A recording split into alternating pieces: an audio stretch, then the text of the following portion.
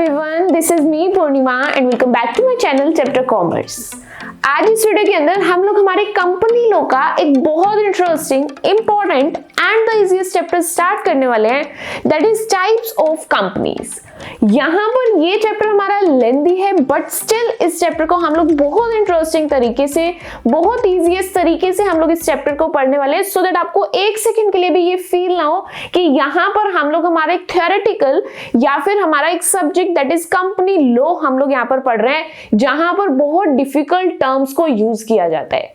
चीजें हम लोग वो ही पढ़ेंगे बट यस बहुत ही सिंपलेस्ट लैंग्वेज में, सो दैट कॉन्सेप्ट आपको इजीली समझ भी आ जाए एंड आप लोग एग्जाम्स के अंदर आप लोगों के आंसर्स जो है बहुत अच्छे से वहां पर आपके फ्रेम कर सके। स्टार्ट करेंगे विदाउट एनी डिले हमारी वीडियो को एंड यहाँ पर समझना स्टार्ट करते हैं टाइप्स ऑफ कंपनीज का मीनिंग क्या है। सिंपल सी चीज है, हमारी जो कंपनीज है वो बहुत अलग अलग तरीके की है जिसको हम लोग अलग अलग बेसिस पर क्लासिफाई करते हैं। जैसे कि या तो मैं लाइबिलिटी के बेस पर मेरी कंपनीज डिवाइड कर सकती हूँ, या फिर मैं साइज के हिसाब से कंपनी की कैटेगरी देख सकती हूँ, या फिर उसके कंट्रोल के हिसाब से, ओनरशिप के हिसाब से, पर्पस के हिसाब से, हर किसी बेसिस के हिसाब से मेरे अलग अलग टाइप्स ऑफ कंपनीज बनते हैं। एंड यहाँ पर हम लोग हर अलग टाइप ऑफ कंपनी के बारे में पढ़ने भी वाले हैं, जिसमें से बहुत सारी कंपनीज के बारे में आप लोग ऑलरेडी जानते हैं एंड कुछ नई चीजें यहाँ पर आप लोगों को सीखने के लिए मिलेंगी।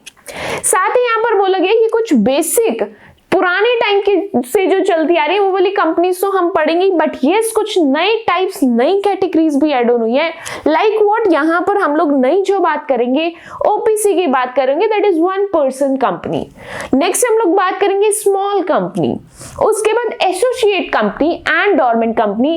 ये कुछ नई कैटेगरीज है हमारी कंपनीज के, सभी कंपनीज के बारे में भी हम लोग यहाँ पर डिस्कस करने वाले हैं। वन मोर थिंग कि आप लोगों को नोट्स की स्क्रीनशॉट नहीं लेने हैं, नोट्स आप लोगों को ऑन टाइम टेलीग्राम चैनल पर मिल जाएंगे, सो दैट वहां से आप लोग इजीली आपके नोट्स को डाउनलोड कर सकते हैं एंड आपके हर एक कॉन्सेप्ट को बहुत अच्छे से रिवाइज कर सकते हैं। स्टार्ट करते हैं अब यहाँ पर कंपनी की कैटेगरीज को पढ़ना।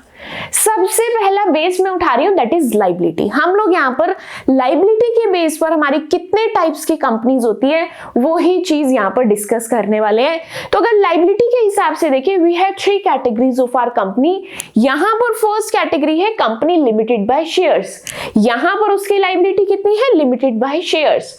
Then limited by guarantee and then at last we have unlimited company. तो लाइबिलिटी के बेसिस पर मेरी कंपनी कितने टाइप्स की होती है? Company limited by shares, company limited by guarantee and unlimited company. तीनों ही कंपनीज को हम लोग डिटेल में डिस्कस करते हैं, सो दैट इन कंपनीज के बारे में हम लोगों को चीजें क्लियर हो सके। सबसे पहले बात करते हैं कंपनी लिमिटेड बाय शेयर्स की। ये जो कंपनी है ये मेरी सेक्शन 2 सबसेक्शन 22 के अंदर आती है। अगर आप लोग सेक्शंस लर्न कर पा रहे हो that is well and good. अगर आपको सेक्शंस एंड सब सेक्शंस लर्न नहीं होते, दैट डजंट मीन कि आप इस सब्जेक्ट को स्किप कर दो, टॉपिक को स्किप कर दो, नहीं। एटलीस्ट आपको इसके अंदर का कंटेंट पता है, इसके अंदर के टॉपिक्स पता है, that is also enough for you.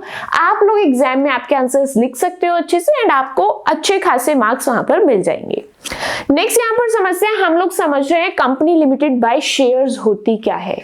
यहाँ पर इस कैटेगरी के अंदर बताया गया है कि इस तरीके की कंपनीज की लाइबिलिटी कितनी होती है, क्योंकि हम लाइबिलिटी के बेसिस पर कंपनीज देख रहे हैं। तो पहली कंपनी है company limited by shares.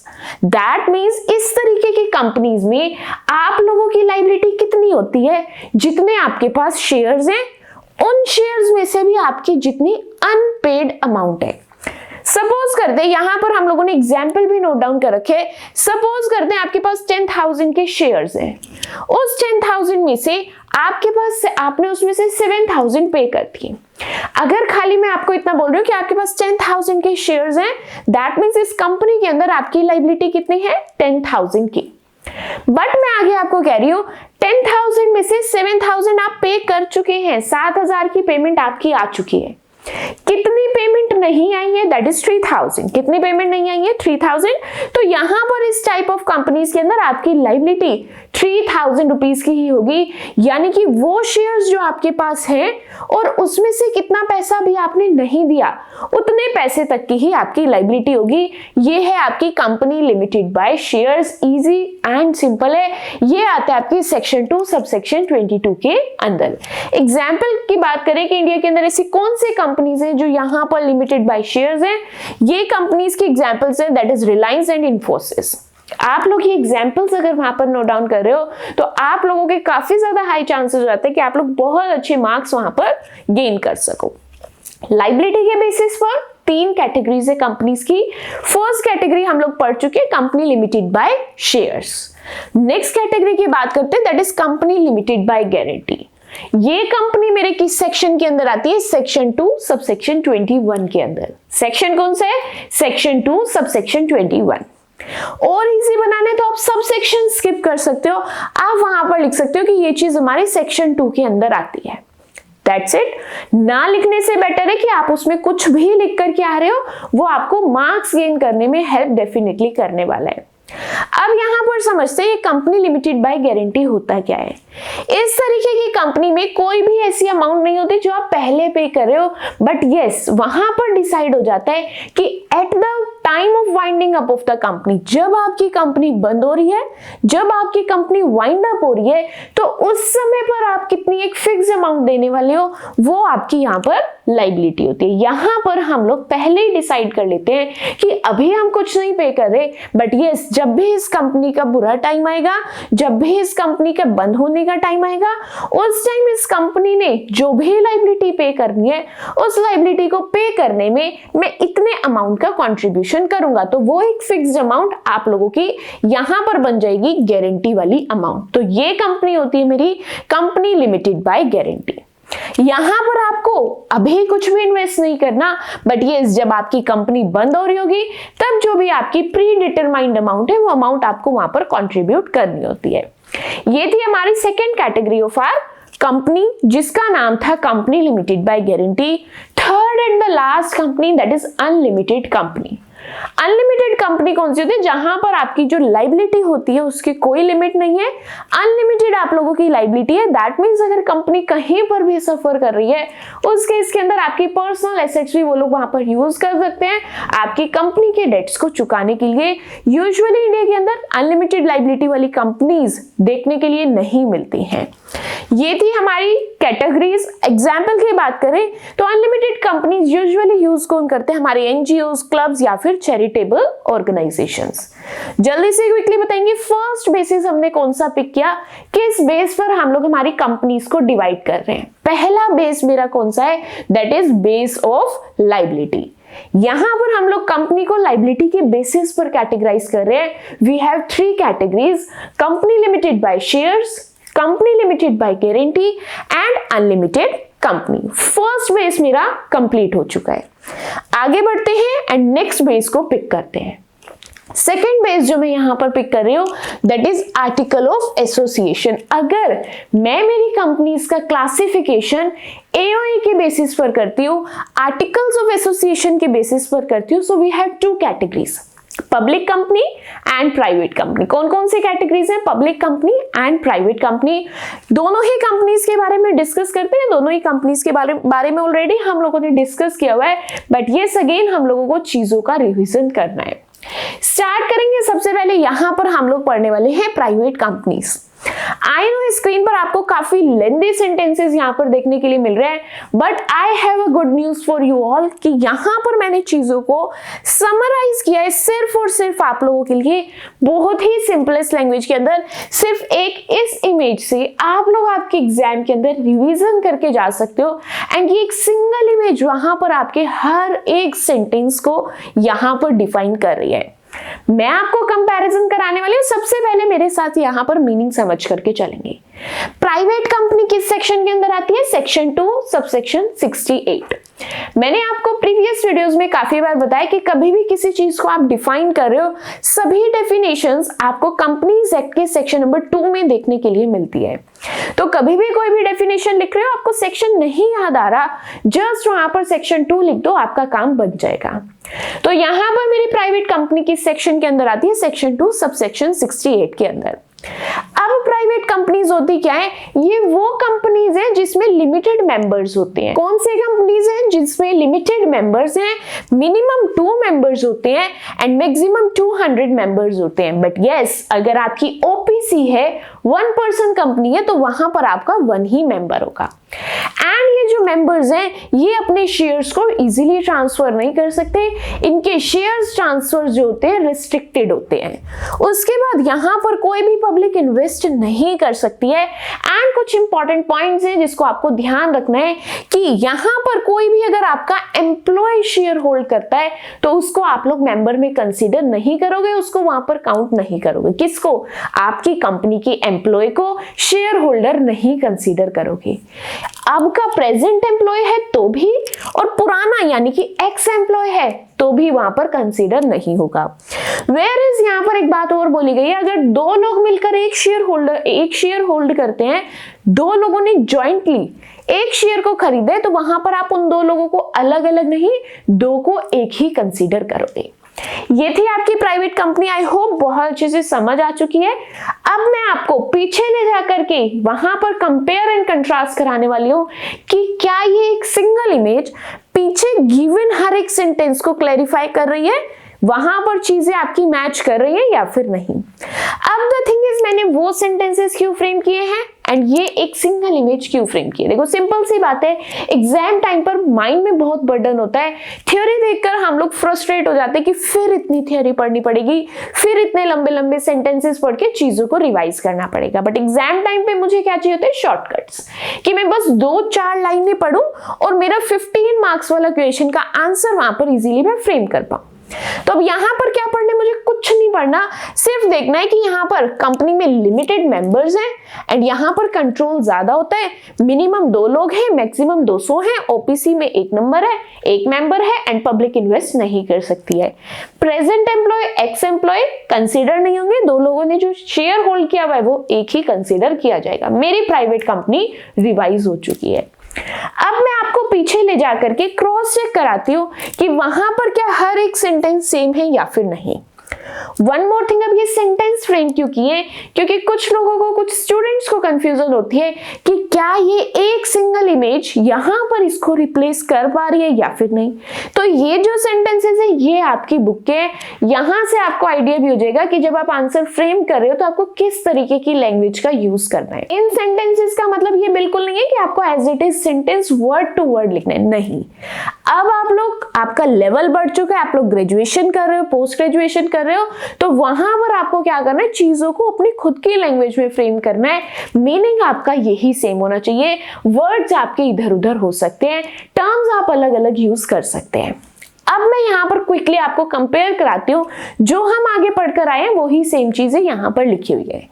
Private company मेरे सेक्शन नंबर 2 सब सेक्शन 68 के अंदर आती है। यहां पर बोला गया है प्राइवेट कंपनी वो कंपनीज है जिसकी पेड अप कैपिटल उतनी है जो उनके एओए में लिखी है, एंड साथ ही यहां पर बोला है वो अपने शेयर्स को ट्रांसफर नहीं कर सकते हैं। मिनिमम यहां पर कितने लोग होने चाहिए? 2, मैक्सिमम कितने होने चाहिए? 200। यस, अगर आपकी ओपीसी है तो वहां पर आपके कितने मेंबर होने चाहिए? That is only 1। उसके बाद यहां पर आपको वो बोला गया कि आप अगर 2 या 3 या 4 लोग साथ मिलकर एक ही शेयर ले रहे हो तो वहां पर हम आपको 2, 3, 4 नहीं कंसीडर करेंगे, वहां पर आप सभी मिलकर एक ही पर्सन कंसीडर किया जाएगा, एक ही शेयर होल्डर वहां पर कंसीडर किया जाएगा। उसके बाद ये बोल रहे हैं आपको, आप में से कौन से ऐसे लोग हैं जिसको हम मेंबर नहीं मानेंगे? कौन है ऐसे लोग? आपके प्रेजेंट एम्प्लॉयज, आपके पुराने एम्प्लॉयज। एंड साथ ही यहाँ पर वही सेम चीज बोली है कि कोई भी आप लोग पब्लिक को इनवाइट नहीं कर सकते हैं आपकी कंपनी में इन्वेस्ट करने के लिए, क्योंकि आप लोगों की एक प्राइवेट लिमिटेड कंपनी है। क्विकली मुझे कमेंट करके बताएंगे कि क्या आगे जो मैंने आपको एक इमेज प्रोवाइड कराई है, क्या वो एक इमेज इन सेंटेंसेस को सेटिस्फाई कर रही है या फिर नहीं, क्या हर एक चीज सेम है या फिर नहीं। एंड साथ ही मुझे कमेंट करके ये चीज जरूर बताएंगे कि आपको इमेज से चीजें पढ़नी है, उससे चीजें इजी लग रही हैं, या फिर आपको इस तरीके के सेंटेंसेस से बुकिश लैंग्वेज में चीजें पढ़नी है। ये आपको एक सिंगल कमेंट मुझे हेल्प करेगा आगे की वीडियोस को प्रिपेयर करने में, सो दैट आप लोगों की तैयारी जो है वो एग्जाम पॉइंट ऑफ व्यू से हो सके एंड आप लोग अच्छे मार्क्स एग्जाम में गेन कर सके। अब यहाँ पर सिंगल इमेज से आप लोगों को क्लियर हो गया। प्राइवेट लिमिटेड कंपनी के बारे में हम लोग बहुत अच्छे से पढ़ चुके हैं। बेसिस कौन सा है मेरा, किस बेस पर हम लोग कंपनी डिसाइड कर रहे हैं, बेस यहाँ पर है मेरा एओए। एओए के हिसाब से we have two types of companies, private company, public company. Private company पढ़ चुके हैं, नेक्स्ट हमारे पास है पब्लिक कंपनी। कौन सी है नेक्स्ट हमारे पास, public company. Public company again मेरे पास आप लोगों के लिए यहां पर क्या है, एक इमेज है। ये एक सिंगल इमेज अगेन आपकी पब्लिक कंपनी को डिफाइन कर रही है। यहां पर बोला जा रहा है पब्लिक कंपनी क्या है, जो एक प्राइवेट कंपनी नहीं है उसको हम लोग पब्लिक कंपनी बोलते हैं। बात समझ आ गई। अब प्राइवेट कंपनी क्या नहीं है, उसके लिए आपको प्राइवेट कंपनी के बारे में पता होना चाहिए, जो हम लोग पीछे पढ़ चुके हैं। वन मोर थिंग इज, मेरी जो पब्लिक कंपनी किस सेक्शन के अंदर आती है, सेक्शन 2 सबसेक्शन 71। किस सेक्शन के अंदर आती है, सेक्शन 2 सबसेक्शन 71 के अंदर मेरी पब्लिक कंपनी आती है। एंड यहाँ पर पब्लिक कंपनी के बारे में बोले जो प्राइवेट कंपनी नहीं है, हर वो कंपनी मेरी पब्लिक कंपनी है। एंड ये लोग यूजुअली पब्लिक को इन्वाइट कर सकते हैं इनके शेयर्स को सब्सक्राइब करने के लिए।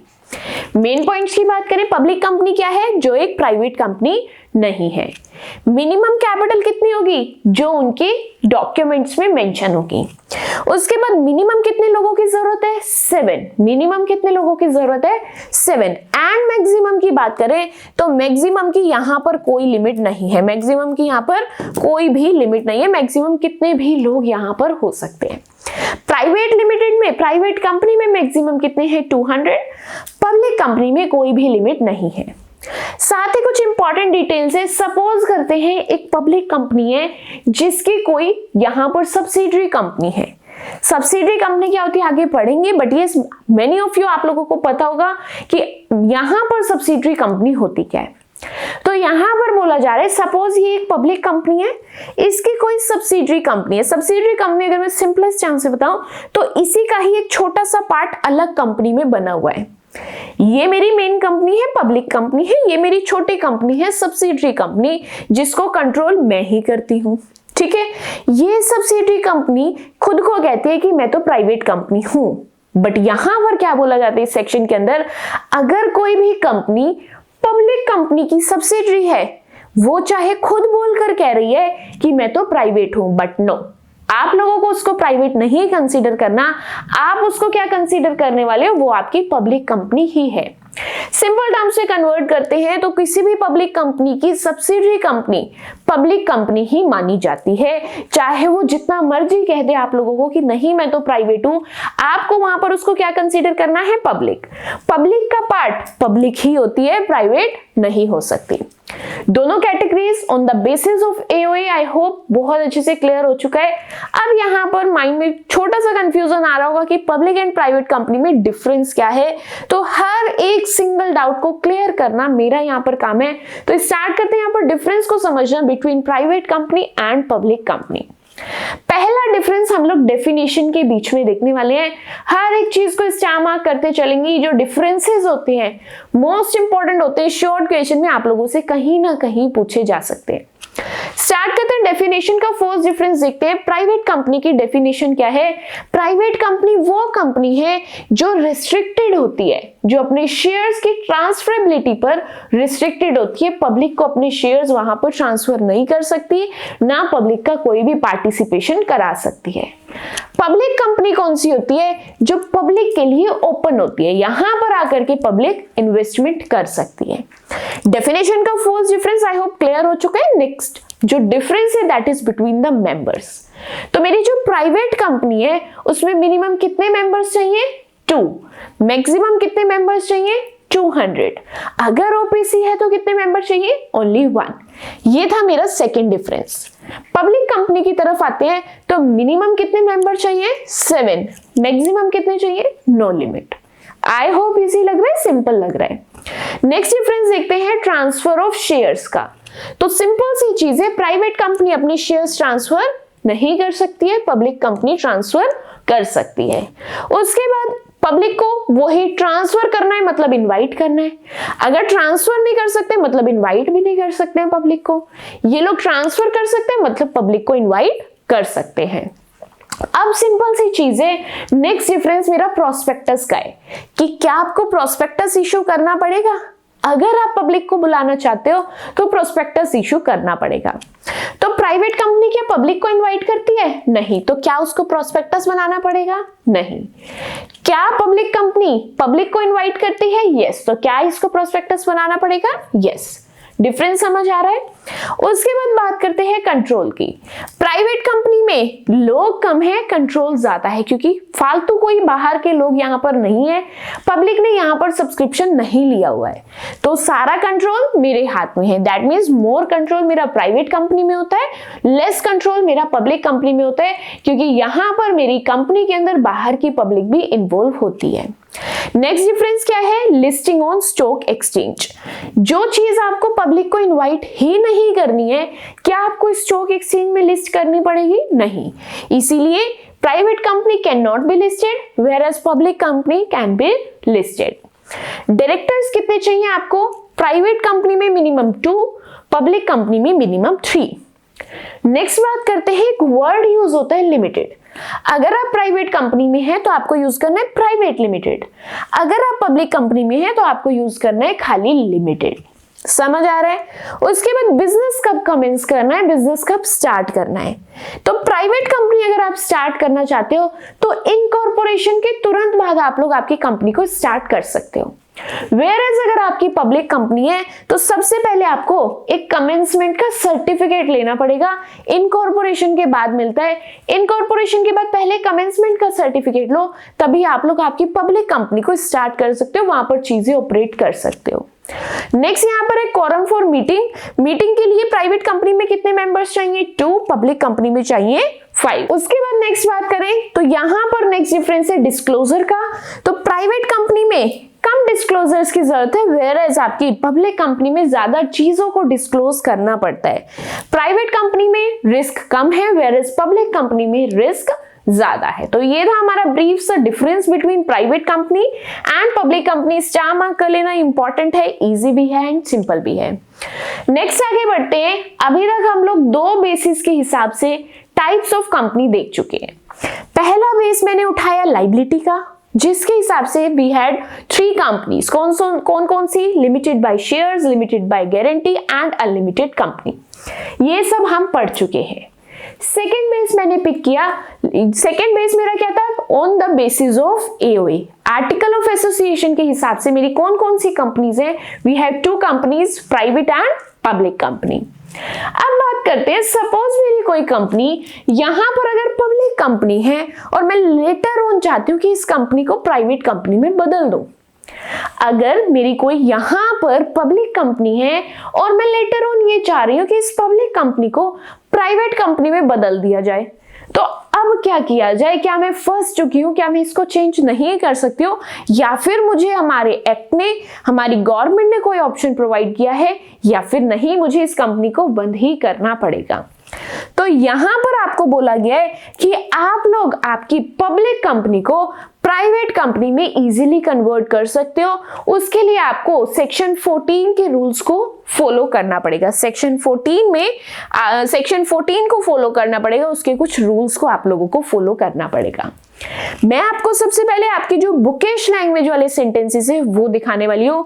ये सभी आपके स्टेप्स है जिनको मैंने बहुत ही शॉर्ट फॉर्म में सिंप्लीफाई किया हुआ है, क्योंकि देखो grammatical issue I don't think किसी को होगा।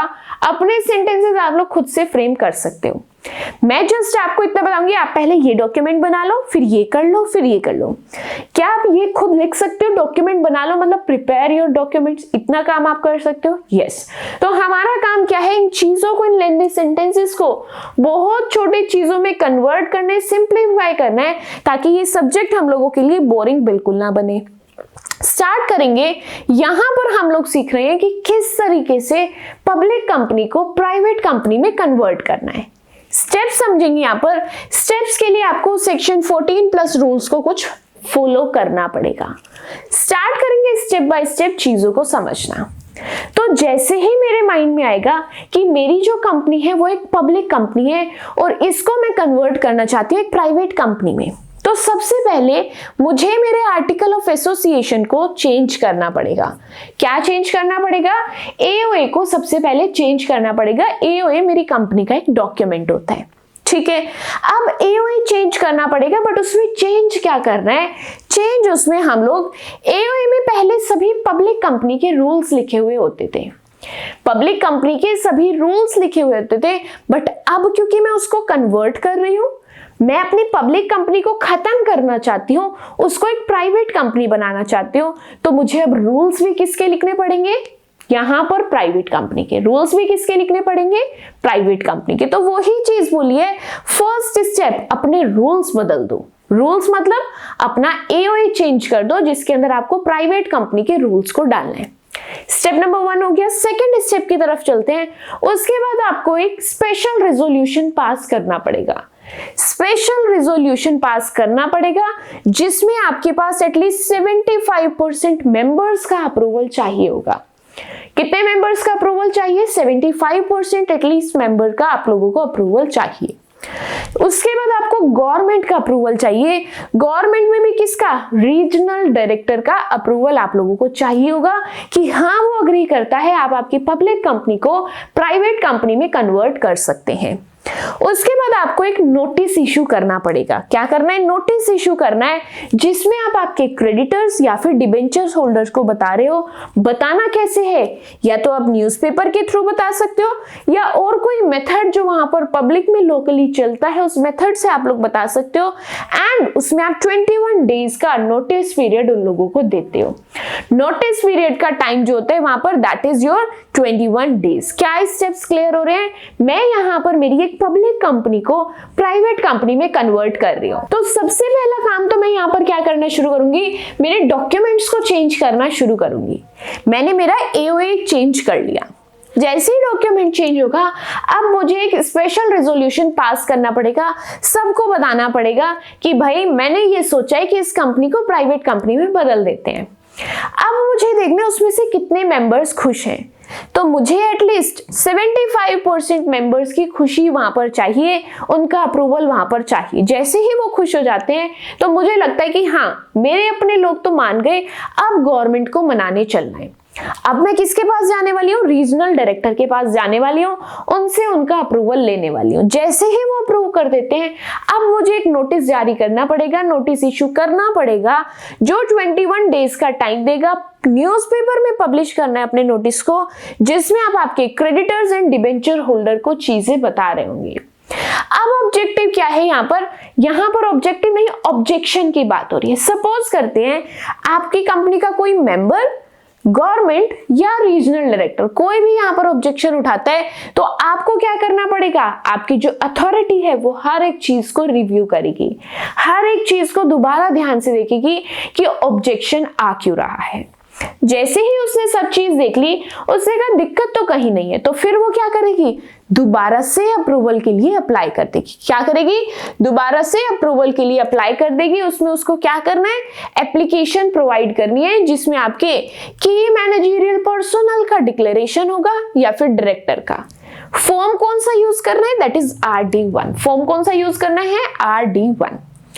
पहले ही बता रहे स्टार मार्क कर लेना, इंपॉर्टेंट है। कहीं ना कहीं एग्जाम में आप लोगों से पूछा जाता है कि प्राइवेट कंपनी को पब्लिक में कैसे कन्वर्ट करोगे या फिर पब्लिक को प्राइवेट में कैसे कन्वर्ट करोगे। ये आप लोगों से एग्जाम में कहीं ना कहीं पूछा जाता है, इसलिए ध्यान से इसको समझना भी है एंड स्टार मार्क करके लिखना भी है, सो दैट एग्जाम से पहले आप लोग इसको इजीली रिवाइज कर पाओ। अब आप लोगों ने अप्रूवल के लिए अप्लाई कर दिया, अब बारी है रीजनल डायरेक्टर के डिसीजन की। जो आपका RD है वो या तो अप्रूव कर देगा कि ठीक है आप कन्वर्ट कर लो, या फिर वो उसको रिजेक्ट कर देगा। क्या कर देगा? रिजेक्ट कर देगा।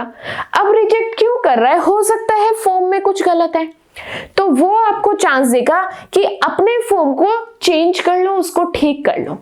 फिर आपसे मिस्टेक हो गई, वो फिर आपको चांस देगा कि दोबारा अपने फॉर्म को ठीक करो। और ये जो आपको वो चांसेस दे रहा है, मैक्सिमम 2 ही बार आपको ठीक करने के चांसेस वो देगा। अगर कोई लीगल केस पेंडिंग है तो वहां पर वो आपको साफ साफ कह देगा कि कन्वर्जन आपका पॉसिबल नहीं है, आपका कोई लीगल लो वहां पर पेंडिंग चल रहा है।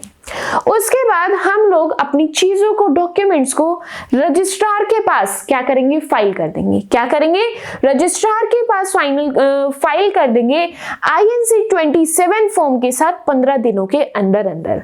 और अगर कुछ चेंजेस की जरूरत है तो हम उन चेंजेस को भी करेंगे। लाइक वहां पर आपको मेंबर्स की लिमिट देखनी है कि कहीं, अब क्योंकि मैं प्राइवेट कंपनी में कन्वर्ट कर रही हूं तो मुझे चेक करना है कहीं मेरी कंपनी में मेंबर 200 से ज्यादा तो नहीं है। अगर 200 से ज्यादा है तो मुझे 200 करने पड़ेंगे, बाकियों को निकालना पड़ेगा। अगर लिस्टेड है और डी लिस्टिंग की रिक्वायरमेंट है तो आपको उसको भी वहां पर पूरा करना पड़ेगा, उसको भी कंप्लाई करना पड़ेगा। एंड यस, कंपनी नेम भी चेंज करना पड़ेगा, क्योंकि पब्लिक कंपनी अपने नाम में लिमिटेड लगाती है बट प्राइवेट कंपनी अपने नाम में प्राइवेट लिमिटेड लगाती है, तो उसको अपने नाम से लिमिटेड हटा करके प्राइवेट लिमिटेड लगाना पड़ेगा। उसके बाद फाइनल स्टेप है ROC आपको नया सर्टिफिकेट दे देगा इनकॉर्पोरेशन का, और आपका कन्वर्जन जो है यहाँ पर इजीली कंप्लीट हो जाएगा। क्या इजी लगा, सिंपल लगा? लेंथी सेंटेंसेस के कंपैरिजन में क्या ये तरीका आप लोगों के लिए इजी है? अब आप इन सेंटेंसेस को अपनी ओन लैंग्वेज के अंदर, सिंपलेस्ट लैंग्वेज के अंदर कन्वर्ट करके उसको इजीली लिख सकते हो। And one more thing, exam time के लिए आपको यहाँ पर डाउनवर्ड एक सुपर शॉर्ट ट्रिक भी मिल जाएगी, सो दैट आपको इतना भी ना पढ़ना पड़े। Just read this one and आपको पूरा प्रोसेस, पूरा प्रोसीजर एक सिंगल सेंटेंस कह सकते हैं, सेंटेंस से आप लोगों को यहाँ पर रिवाइज हो जाएगा। क्विकली रिवाइज करेंगे। यहां पर मैं बहुत परेशान हूं, मेरी जो कंपनी है एक पब्लिक लिमिटेड कंपनी है, बट यस मैंने डिसाइड कर लिया मैं इस पब्लिक कंपनी में गुजारा नहीं कर सकती हूँ, मुझे इसको कन्वर्ट करना है प्राइवेट कंपनी में। तो अब कन्वर्ट करने के लिए मैं आपके पास बहुत परेशान होकर आई हूं, दुखी होकर आई हूं। आप मुझे क्या क्या स्टेप बताने वाले हो कि कैसे मैं अपनी पब्लिक कंपनी को प्राइवेट कंपनी में कन्वर्ट कर सकती हूँ? तो आपने मुझे आंसर करना है, पहले अपने डॉक्यूमेंट्स चेंज कर लो। मेरी कंपनी का डॉक्यूमेंट क्या है? AOA। तो आप बोलोगे सबसे पहले अपने AOA को चेंज करो। मैंने कहा कर लिया। उससे कभी एक स्पेशल रेजोल्यूशन पास करो और चेक करो कि आपकी कंपनी के कितने मेंबर्स इस बात से खुश हैं। तो मैंने कहा सिर्फ 60% लोग खुश होंगे, तो उन्होंने कहा नहीं, एटलीस्ट 75% मेंबर्स का अप्रूवल होना चाहिए। जैसे ही अप्रूवल मिल जाता है तो आप अगले स्टेप पे चले जाओ, आपका जो रीजनल डायरेक्टर है उसका जाकर के अप्रूवल ले आओ, और जैसे ही अप्रूवल दे देगा एक नोटिस जारी कर देना। नोटिस कितने टाइम पीरियड का होगा? 21 डेज का होगा। कितने डेज का होगा? 21 डेज का। जो नोटिस आप लोग आपके क्रेडिटर्स, आपके डिबेंचर्स होल्डर्स के लिए वहां पर इशू करने वाले हो। उसके बाद आपको चेक करना है क्या इस बीच किसी को कोई ऑब्जेक्शन तो नहीं हुआ, क्या आपके मेंबर्स तो बीच में टांग नहीं अड़ा रहे, या रीजनल डायरेक्टर, या आपका कोई क्रेडिटर, या डिबेंचर होल्डर, क्या किसी को कोई प्रॉब्लम तो नहीं है? मैंने कहा नहीं, किसी को कोई भी प्रॉब्लम नहीं है। तो उसने कहा चलो फिर अप्रूवल के लिए अप्लाई कर देते हैं। उसके लिए आपको क्या करना पड़ेगा कि मैनेजरियल पर्सनल या फिर डायरेक्टर्स का वहां पर कंसेंट चाहिए, डिक्लेरेशन चाहिए। उसके लिए एक फॉर्म फिल करवा दो उनसे, that is RD1। Form fill करवाना है RD1। मैंने कहा हो जाएगा, सिंपल सा काम है। उसके बाद अब RD का डिसीजन आता है, रीजनल डायरेक्टर का यहाँ पर डिसीजन आता है, या तो वो एक्सेप्ट कर रहा है या तो वो रिजेक्ट कर रहा है। एक्सेप्ट कर लिया तो वेल एंड गुड, मैं आगे बढ़ सकती हूँ। अगर रिजेक्ट कर रहा है तो मुझे रीजन समझना है। रीजन क्या हो सकता है भाई? कहीं ना कहीं मुझसे हो सकता है फॉर्म में कुछ गड़बड़ हो गई है। अगर फॉर्म में मुझसे कुछ गड़बड़ हुई है तो वो मुझे 2 चांस देगा कि तेरे पास 2 मौके हैं, अपने फॉर्म को ठीक कर ले। अगर मेरा फॉर्म ठीक हो गया that means well and good, अगर ठीक नहीं हुआ तो वो वहां पर मुझे रिजेक्ट कर देगा। या फिर फॉर्म की गड़बड़ तो समझ आ गई, दूसरा क्या केस हो सकता है? हो सकता है मेरा कोई लीगल केस, पुराना लीगल केस पेंडिंग चल रहा है, उस पेंडिंग केस के चक्कर में उसने मुझे रिजेक्ट कर दिया कि कन्वर्जन अभी अलाउ नहीं है आपको, क्योंकि आपका कोई केस पेंडिंग चल रहा है। जब तक वो केस खत्म नहीं होगा तब तक आपका कन्वर्जन भी खत्म नहीं होगा। चीजें जैसे जैसे सॉर्टेड होती गई, यहां पर उन्होंने मुझे अगर अप्रूव कर दिया तो मेरा नेक्स्ट स्टेप क्या होगा, मैं रजिस्ट्रार के पास INC 27 फॉर्म के साथ जाऊंगी और रजिस्टर करवा लूंगी, उनको कह दूंगी कि मेरा कन्वर्जन यहाँ पर स्टार्ट कर दीजिए। यस, अगर कुछ और अदर चेंजेस करने की जरूरत है, लिस्टेड से अनलिस्टिंग करनी है या फिर नंबर ऑफ मेंबर्स रिड्यूस करने हैं या बढ़ाने हैं, कुछ इस तरीके का अगर चेंज करना है तो साथ साथ आप लोग वो भी चेंजेस करते रहेंगे। एंड अब बारी है, सब कुछ हो चुका है, कंपनी का नाम बदल दो। लिमिटेड लगाते थे, प्राइवेट लिमिटेड लगाना शुरू कर दो। एंड कॉन्ग्रेचुलेशंस, अब आप लोगों की जो नई कंपनी है वो बन चुकी है, प्राइवेट कंपनी में कन्वर्ट हो चुकी है एंड आप लोगों को यहाँ पर सर्टिफिकेट ऑफ इनकॉर्पोरेशन मिल जाएगा, कन्वर्जन कंप्लीट हो जाएगा। इजी लगा, सिंपल लगा? चीजों को जितना रियल लाइफ के साथ रिलेट करोगे उतनी ही इजी लगने वाली है, उतनी ही सिंपल लगने वाली है। अभी तक मैंने आपको क्या बताया कि मेरी कंपनी एक पब्लिक कंपनी थी जिसको मैं प्राइवेट कंपनी बनाना चाहती थी। क्या माइंड में एक सेकंड के लिए भी ये क्वेश्चन नहीं आया कि पब्लिक से प्राइवेट तो बन गई है, बट प्राइवेट से पब्लिक कैसे बनाई जाए? ध्यान से मेरे साथ साथ समझो कि आप लोग प्राइवेट कंपनी से पब्लिक कंपनी में किस तरीके से कन्वर्जन करेंगे। अगेन कुछ स्टेप्स यहाँ पर सेम ही है कि सबसे पहले मैं फिर परेशान होकर आई, आपने मुझे फिर कहा अरे सबसे पहला काम अपनी कंपनी के रूल्स चेंज किया करो, अपनी कंपनी का डॉक्यूमेंट चेंज किया करो, दैट इज AOA। अगेन पहला स्टेप क्या दिया, AOA को चेंज कर दो। मैंने कहा ठीक है, चेंज हो चुका। उसी का फिर वही करो, स्पेशल रेजोल्यूशन पास करो, चेक करो कितने लोग खुश हैं। 75% लोग खुश हैं तो आगे बढ़ जाओ। मैंने कहा ठीक है, खुश तो हैं, आगे का काम बताओ। तो उसने कहा एक फॉर्म फिल करो INC 27 टू रजिस्ट्रार, यानी कि अगेन मुझे अब चीजें अपनी रजिस्ट्रार के पास लेकर के जानी है। रजिस्ट्रार कहता है वहां पर कि आपकी जब प्राइवेट कंपनी थी तो मेंबर कितने होते थे? मैंने कहा 2 लोग चाहिए होते थे मिनिमम। उसने कहा अब किस में कन्वर्ट करना है? मैंने कहा मुझे तो पब्लिक में कन्वर्ट करना है। उसने कहा क्या आपको पता है कि पब्लिक कंपनी में मिनिमम कितने लोग चाहिए? मैंने कहा 7। तो उसने कहा कन्वर्ट करो, चलो 2 लोगों से 7 लोगों को लेकर के आओ। तो मैंने मेरे मेंबर्स मिनिमम 7 कर दिए एंड डायरेक्टर्स मिनिमम 3 कर दिए। कम से कम 7 लोग होने चाहिए, मेंबर्स होने चाहिए एंड 3 मेरे पास डायरेक्टर्स होने चाहिए। उसके बाद कंपनी का नाम चेंज करने में प्राइवेट लगाती थी, प्राइवेट वर्ड को मुझे रिमूव करना पड़ेगा अब, क्योंकि ये पब्लिक कंपनी बन चुकी है, इसीलिए मैं लिमिटेड ही यूज करूंगी। फाइनल स्टेप, आपको सर्टिफिकेट ऑफ इनकॉर्पोरेशन मिल जाएगा एंड कॉन्ग्रेचुलेशंस, आपका कन्वर्जन जो है कंप्लीट हो चुका है। क्या क्या स्टेप्स हैं क्विकली रिवाइज करेंगे मेरे साथ साथ। AOA को चेंज करो, स्पेशल रेजोल्यूशन पास करो, रजिस्ट्रार को एक फॉर्म फिल करके दो, मेंबर्स इंक्रीज कर दो, कोई और चेंजेस करने उसको चेंज कर दो, कंपनी के नाम को चेंज कर दो एंड कॉन्ग्रेचुलेशंस, आपको इनकॉर्पोरेशन का सर्टिफिकेट मिल जाएगा एंड आप लोगों का कन्वर्जन जो है यहाँ पर कंप्लीट हो जाएगा। 2 बेसिस के हिसाब से टाइप्स ऑफ कंपनी पढ़ चुके हैं, on the basis of liability and on the basis of AOA। Third basis की तरफ चलते हैं। थर्ड बेसिस है साइज। साइज के हिसाब से बात करें तो we have 2 categories of company, OPC and small company. कौन कौन सी कंपनी है? 1 person company and small company. 1 person company के बारे में ऑलरेडी आप लोग जानते हैं, बट यस रिवीजन हम लोगों को करना है। नई कंपनी जो आपको देखने के लिए मिलेगी दैट इज स्मॉल कंपनी, इसको भी इन डिटेल हम लोग यहाँ पर बहुत अच्छे से कवर करने वाले हैं। विदाउट एनी डिले स्टार्ट करेंगे। सबसे पहली कैटेगरी है मेरी that is 1 person company. First category क्या है? 1 person company on the basis of size. Size के बेसिस पर मेरी फर्स्ट कंपनी जो है that is 1 person company and ये सेक्शन 2 सब सेक्शन 62 के अंदर आती है। कौन से सेक्शन में आती है? सेक्शन 2 सब सेक्शन 62 के अंदर मेरी ये कैटेगरी ऑफ कंपनी आती है। अब मुझे समझना है ये 1 पर्सन कंपनी है क्या। अगेन कंपैरिजन कराने वाली हूं। This is your bookish language, this is the content of your book and next आगे बढ़ेंगे। This is the summarised content, this is the content जिसको मैंने बहुत इंटरेस्टिंग वे में फ्रेम किया है कि आप लोगों को ये चीजें पढ़नी बिल्कुल बोरिंग ना लगे। जस्ट आप इसको स्टेप बाय स्टेप रीड करते जाए, आपका इंटरेस्ट वहां पर और ज्यादा डेवलप होता रहे कि अब क्या, इसके बाद नेक्स्ट क्या, इसलिए मैंने ये चीजें आप लोगों के लिए easiest and the simplest language में कन्वर्ट की है, क्योंकि I also agree company law एक ऐसा सब्जेक्ट है जहां पर बहुत टेक्निकल लैंग्वेज यूज करते हैं, बहुत सारे ऐसे वर्ड्स होते हैं जिसका मीनिंग नहीं समझ आ रहा होता, वहीं पर फ्रस्ट्रेट होकर के हम लोग बुक बंद कर देते हैं कि ये तो एग्जाम टाइम पर ही देखेंगे। बट अब एग्जाम आ गया, अब क्या? तो कुछ ना कुछ उसके लिए जुगाड़ करना पड़ता है। वही जुगाड़ यहाँ पर मेरे पास है, सिंपलेस्ट लैंग्वेज। जहां चीजों से हार मान लो, उस चीज को सिंपल लैंग्वेज में पढ़ना शुरू कर दो, सिंपल लैंग्वेज में कन्वर्ट करना शुरू कर दो, चीजें वहीं पर आप लोगों के लिए इंटरेस्टिंग बन जाती है। ओपीसी दैट इज 1% कंपनी, जो कि मेरे सेक्शन 2 सब सेक्शन 62 के अंदर आती है। इसका क्या मीनिंग है मेरे साथ साथ ध्यान से पढ़ेंगे।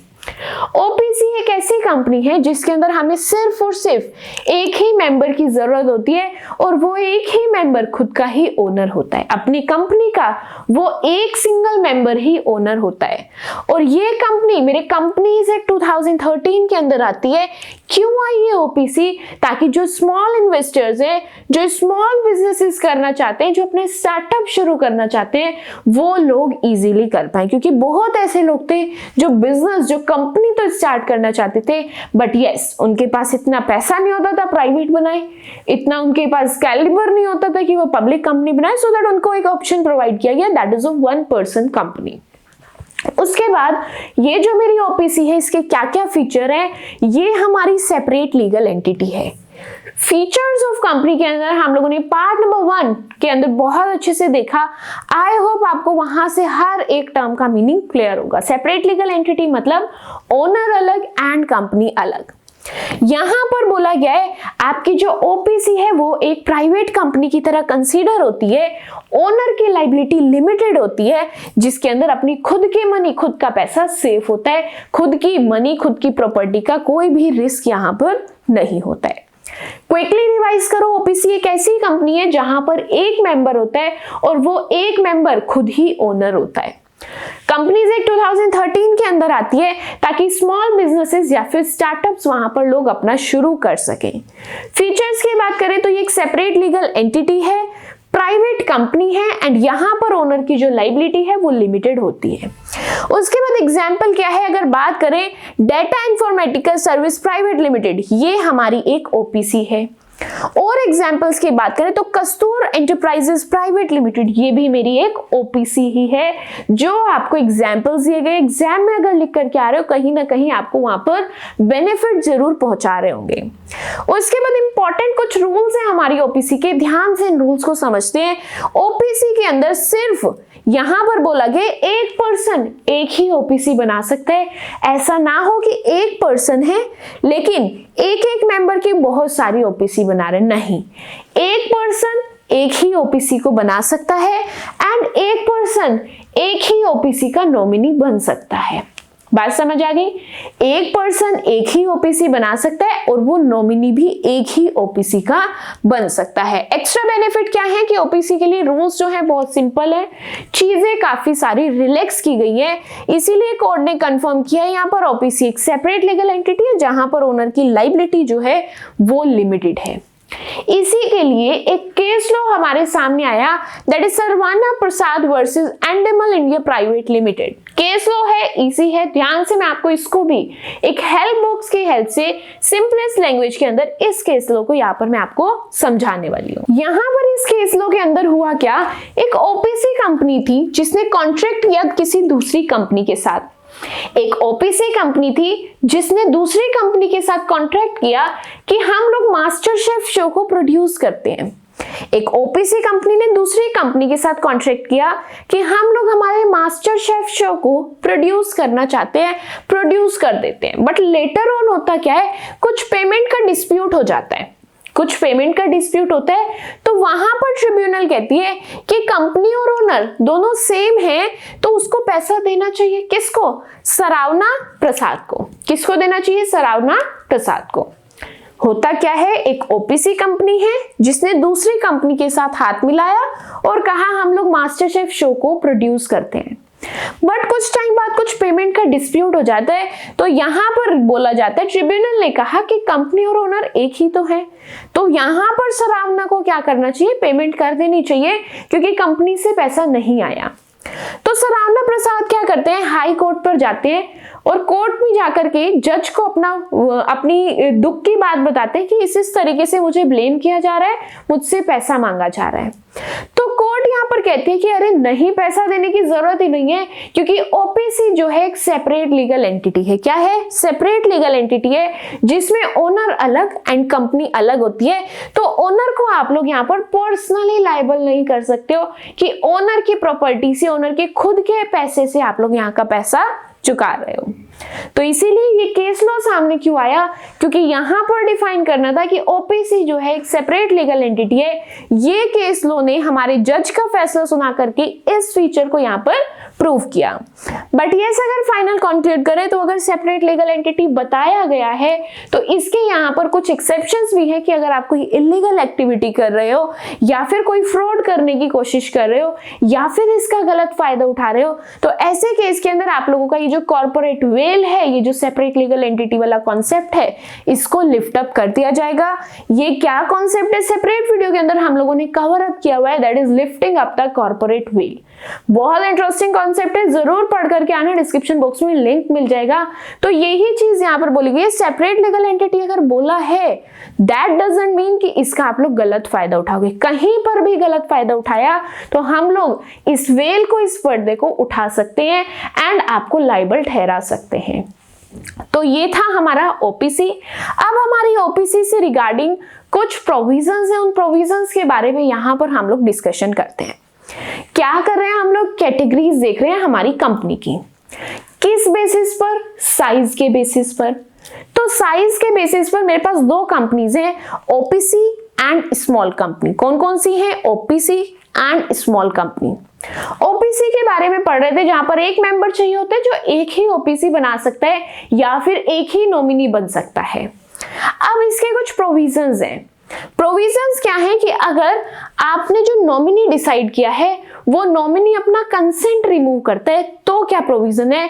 अगर नॉमिनी अपना कंसेंट रिमूव करना चाहता है तो वो कर सकता है किसी भी टाइम, बट यस उसको एक नोटिस वहां पर देना पड़ेगा। उसको क्या करना पड़ेगा? नोटिस देना पड़ेगा। अगर आपको नॉमिनी चेंज करना है तो ओनर कभी भी अपने नॉमिनी को चेंज कर सकता है। उसके लिए उसे कंपनी को इन्फॉर्म करना है, अपने डॉक्यूमेंट्स में नॉमिनी का नाम चेंज करना है, रजिस्ट्रार को ये बात बतानी है और नया नॉमिनी ढूंढ लो और उसका कंसेंट ले लो और उसको नया नॉमिनी बना दो।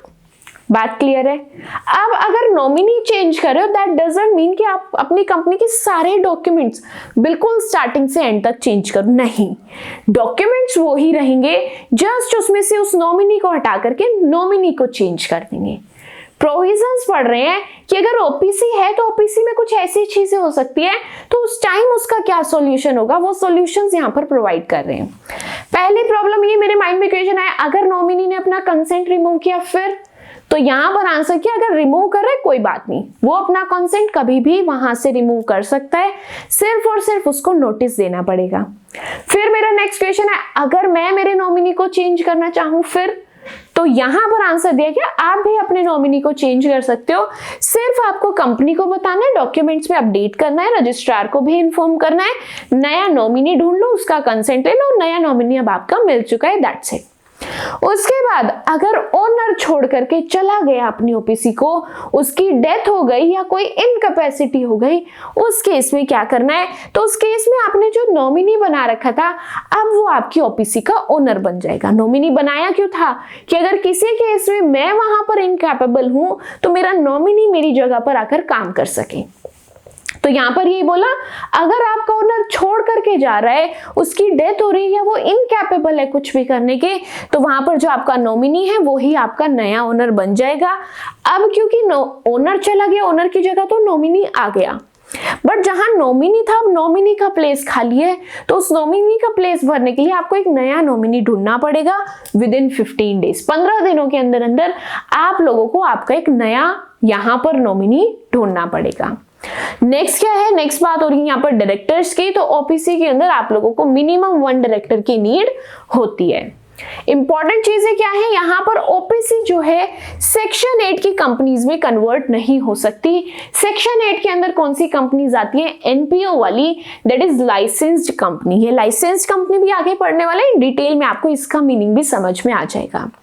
ओपीसी जो है यहाँ पर फाइनेंस या इन्वेस्टमेंट बिजनेस भी नहीं कर सकते हैं। तो ये कुछ प्रोविजन थे, ये कुछ क्वेश्चन थे जो मेरे माइंड में आ सकते थे। नॉमिनी चला गया फिर क्या करेंगे, ओनर चला गया फिर क्या करेंगे, नॉमिनी बदलना है फिर क्या करेंगे, नॉमिनी खुद कह रहे हैं मैं तो जा रहा हूं तब क्या करेंगे, डायरेक्टर्स कितने चाहिए होंगे। ये कुछ प्रोविजन थे जो हम लोगों को क्लियर होने बहुत जरूरी थे अगर हम लोग स्टार्ट करें हमारा एक ओपीसी। बात समझ आ गई। ओपीसी को आप लोग सेक्शन 8 की कंपनीज में कन्वर्ट नहीं कर सकते हो, that is licensed companies.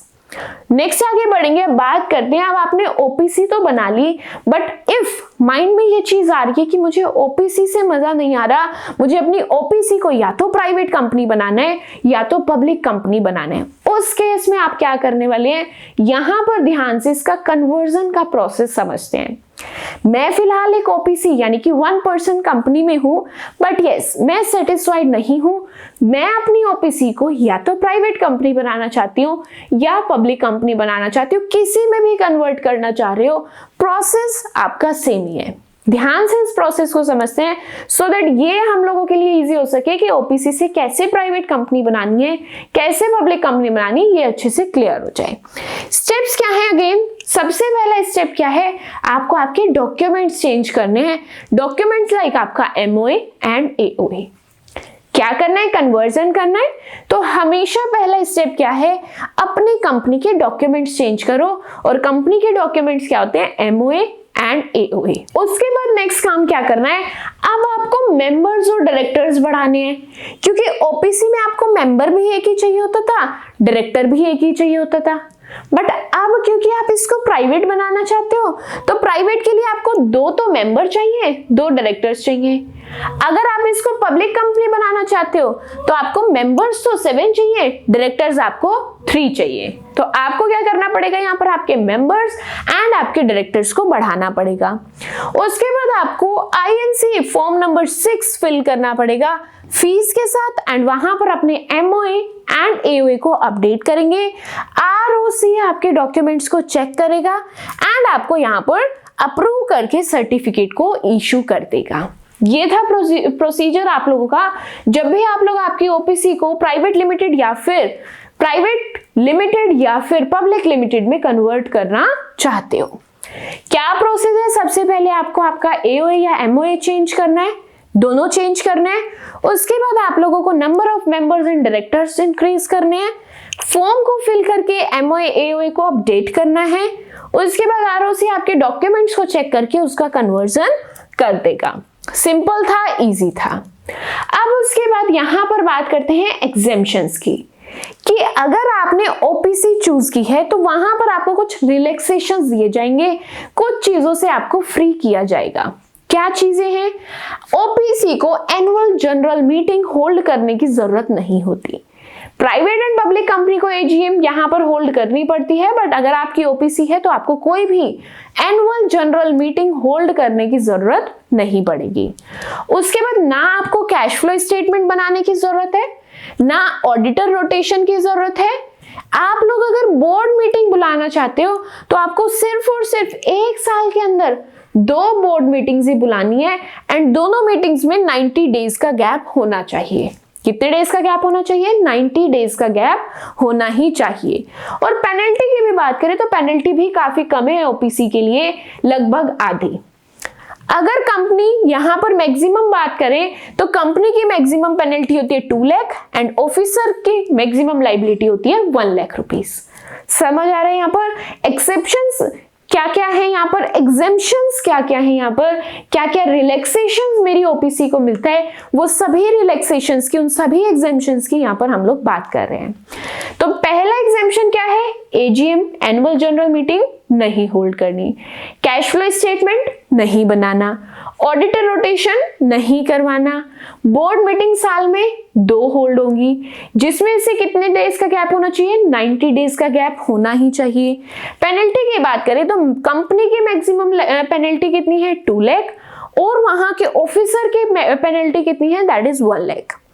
Annual general return, यहां पर क्या है, एनुअल रिटर्न को कौन साइन करेगा, कंपनी का सेक्रेटरी, या फिर अगर सेक्रेटरी नहीं है तो डायरेक्टर आपकी एनुअल रिटर्न को वहां पर साइन कर सकता है। शॉर्ट एनुअल रिटर्न आपको बनानी होती है सिंप्लीफाइड फॉर्म के अंदर, फॉर्म नंबर है MGT 7A।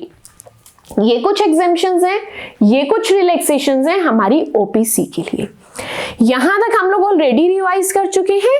एनुअल रिटर्न आपको या तो CS यानी कि कंपनी सेक्रेटरी साइन करेगा, अगर कंपनी सेक्रेटरी नहीं है तो डायरेक्टर साइन करेगा, और आपकी जो एनुअल रिटर्न होती है सिंप्लीफाइड फॉर्म में फाइल की जाती है, फॉर्म नंबर MGT नंबर है यहां पर आप लोगों का MGT 7A। पॉइंट क्लियर है? ये थे एग्जेम्पशंस। आई होप बहुत अच्छे से समझ आया है OPC का मीनिंग, उसका कन्वर्जन, उसके एग्जेम्पशंस, फीचर्स, हर एक चीज क्लियर हुई है। हम लोग कैटेगरीज ऑफ कंपनीज की बात कर रहे थे on the basis of size. Size के बेसिस पर मेरे पास 2 कैटेगरीज है कंपनीज की, that is OPC and small company. OPC हम लोग डिटेल डिस्कशन कर चुके हैं।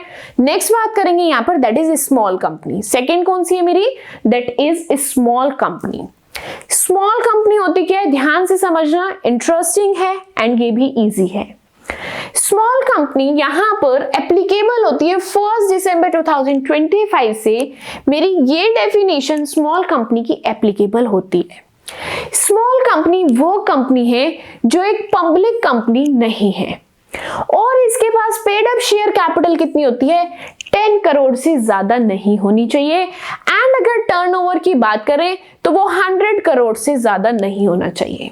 स्मॉल कंपनी कौन सी कंपनीज हैं, जिसकी पेड अप कैपिटल 10 करोड़ से ज्यादा नहीं होगी एंड जिसका टर्नओवर प्रीसीडिंग ईयर का, पिछले साल का 100 करोड़ से ज्यादा नहीं होगा, वो कंपनी मेरी स्मॉल कंपनी कहलाई जाएंगी। स्टार मार्क कर लेना, वेरी शॉर्ट क्वेश्चन के अंदर आप लोगों से खाली स्मॉल कंपनी के बारे में अलग से पूछा जाता है, स्मॉल कंपनी क्या होती है, तो वहां पर ये आपको इजी करेगा डिफाइन करना कि जिसकी पेड अप कैपिटल 10 करोड़ से कम है एंड जिसका टर्नओवर 100 करोड़ से कम है, वो कंपनी मेरी स्मॉल कंपनी के अंदर कंसीडर होती है।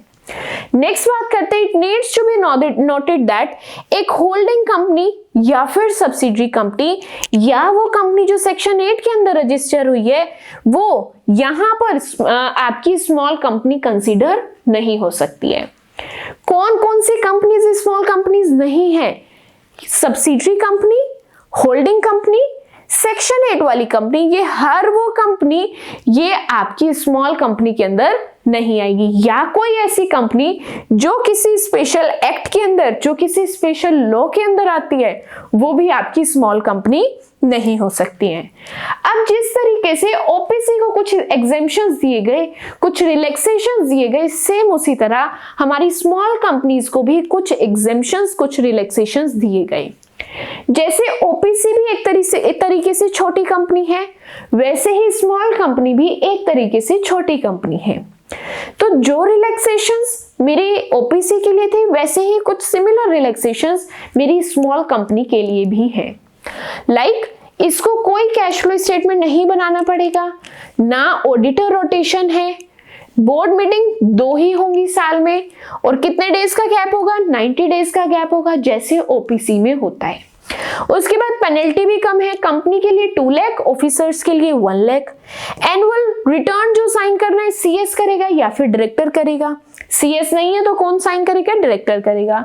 उसके बाद आपकी जो एनुअल रिटर्न होगी अगेन सिंप्लीफाइड होगी, MGT 7A फॉर्म नंबर होगा, और कोई भी स्मॉल कंपनी को डीमेट फॉर्म में शेयर्स को इश्यू करने की जरूरत नहीं होती। ये एग्जेम्पशंस है मेरी स्मॉल कंपनी के लिए, जो काफी ज्यादा रिलेटेबल है हमारी OPC कंपनीज के एग्जेम्पशन से।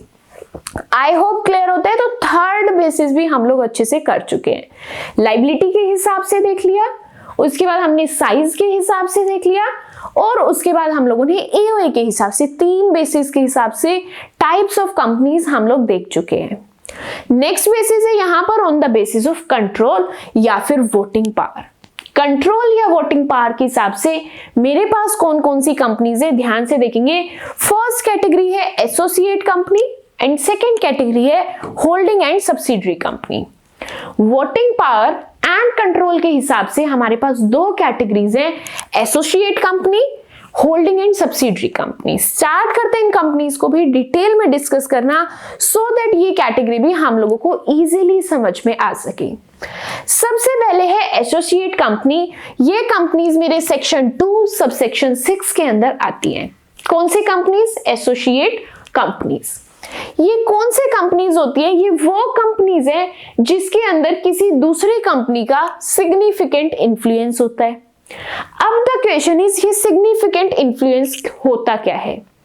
सिग्निफिकेंट इन्फ्लुएंस का मतलब होता है जिसके पास एटलीस्ट 20% वोटिंग पावर होती है, जिसके पास 20% वोटिंग पावर होती है, या बिजनेस के डिसीजन लेने में पार्टिसिपेशन होता है। यस, ये कोई सब्सिडरी नहीं है, बट यस फिर भी इसके ऊपर किसी का कंट्रोल होता है।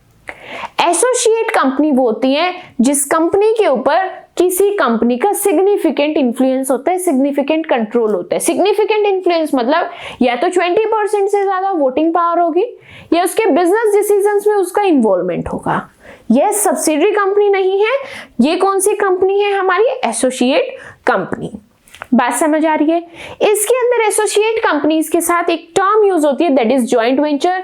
जब दो या दो से ज्यादा कंपनी साथ में अपने कंट्रोल को शेयर करते हैं, साथ में चीजों को मैनेज करते हैं, वो होती है मेरे जॉइंट वेंचर्स।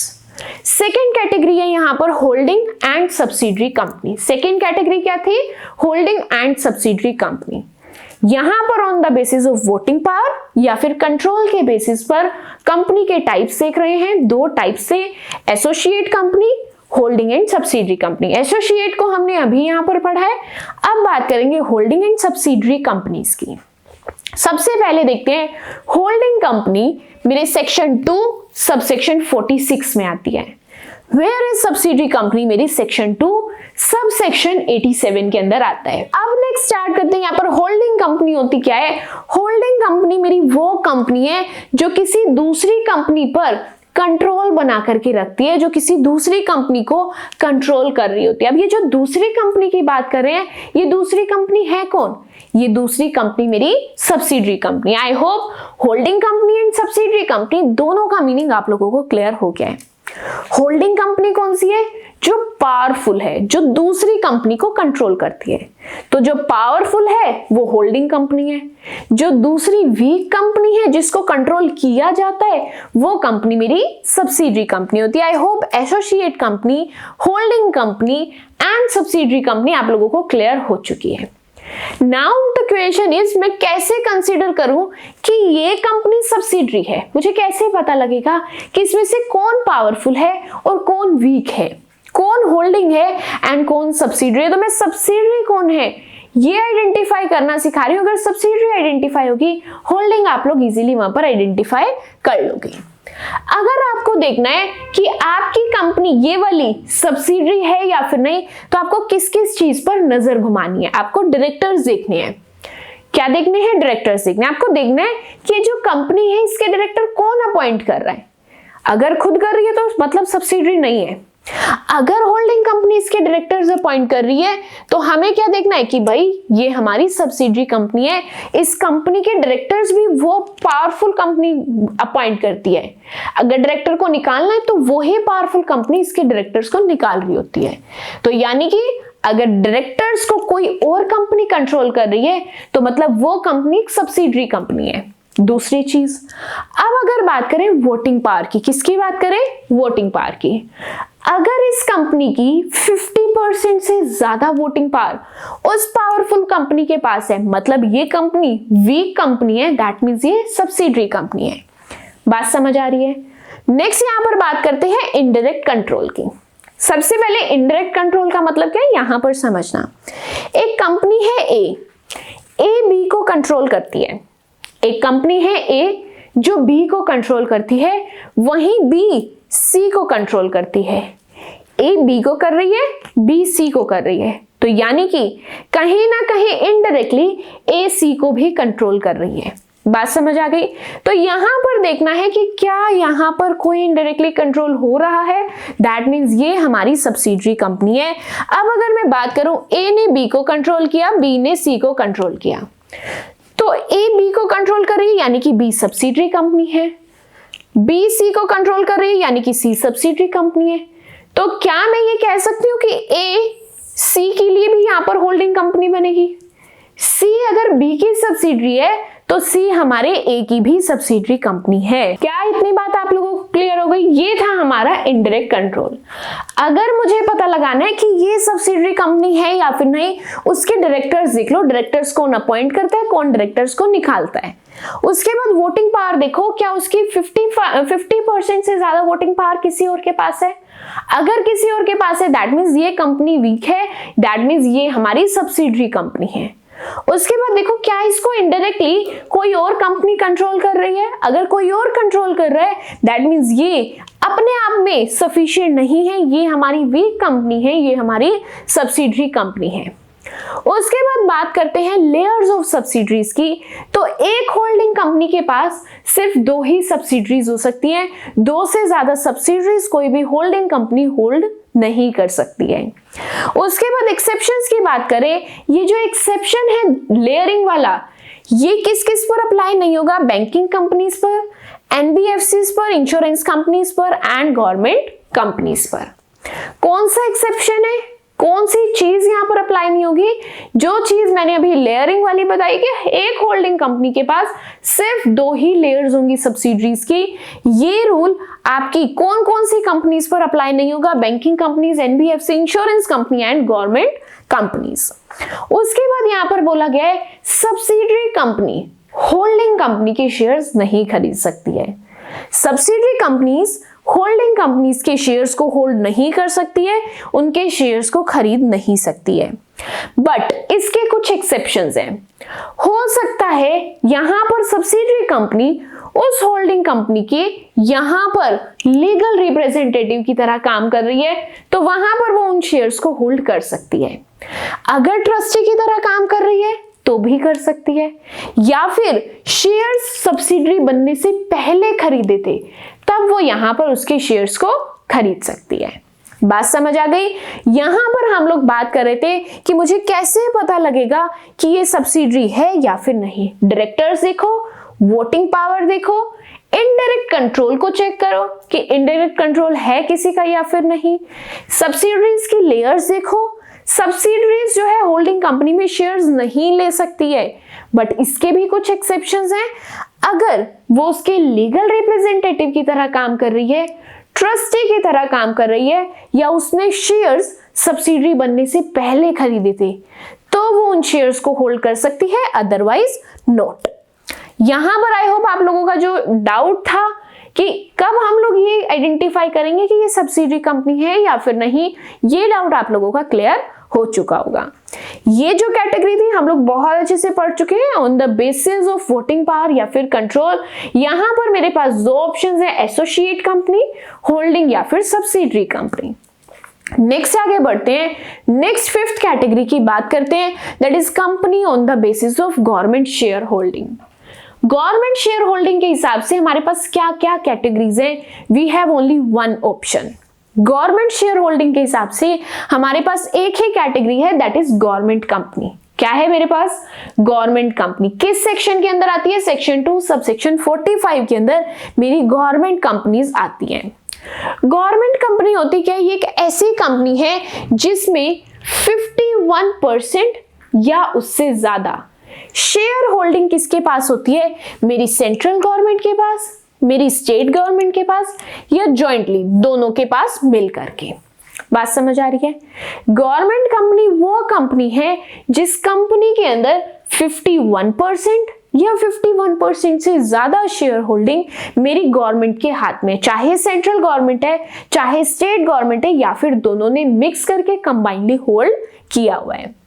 अब इसके अंदर कुछ इंपॉर्टेंट पॉइंट्स हैं, इनको भी डिस्कस करते हैं, अपने कॉन्सेप्ट को यहां पर इजी बनाते हैं। गवर्नमेंट कंपनी अपने नाम के आगे लिमिटेड वर्ड का यूज करेगी। क्या यूज करेगी? लिमिटेड वर्ड का यूज करेगी। और अगर किसी भी गवर्नमेंट कंपनी की कोई सब्सिडरी कंपनी है, वो सब्सिडरी कंपनी भी गवर्नमेंट कंपनी ही कहलाई जाएगी। गवर्नमेंट कंपनी को अपने नाम के आगे लिमिटेड यूज करना है। अगर इस गवर्नमेंट कंपनी की कोई सब्सिडरी कंपनी है तो वो सब्सिडरी को भी हम गवर्नमेंट कंपनी ही बोलेंगे। जितनी पेड अप कैपिटल उतनी ही वोटिंग पावर। बात समझ आ रही है? अब गवर्नमेंट कंपनी में काम करने वाले लोगों को हम लोग यहाँ पर गवर्नमेंट सर्वेंट नहीं बोलेंगे। एंड नेक्स्ट चीज, government company is not equals to government. अगर गवर्नमेंट कंपनी की बात हो रही है दैट डजंट मीन कि मैं गवर्नमेंट कंपनी को गवर्नमेंट बोल रही हूँ। बात समझ आ गई? गवर्नमेंट कंपनी का मीनिंग क्लियर होता है। नेक्स्ट आगे बढ़ते हैं। अब यहाँ पर गवर्नमेंट कंपनी में ऑडिटर्स क्या करते हैं, क्या रोल है, क्या मतलब है, इस चीज को यहाँ पर डिस्कस करते हैं।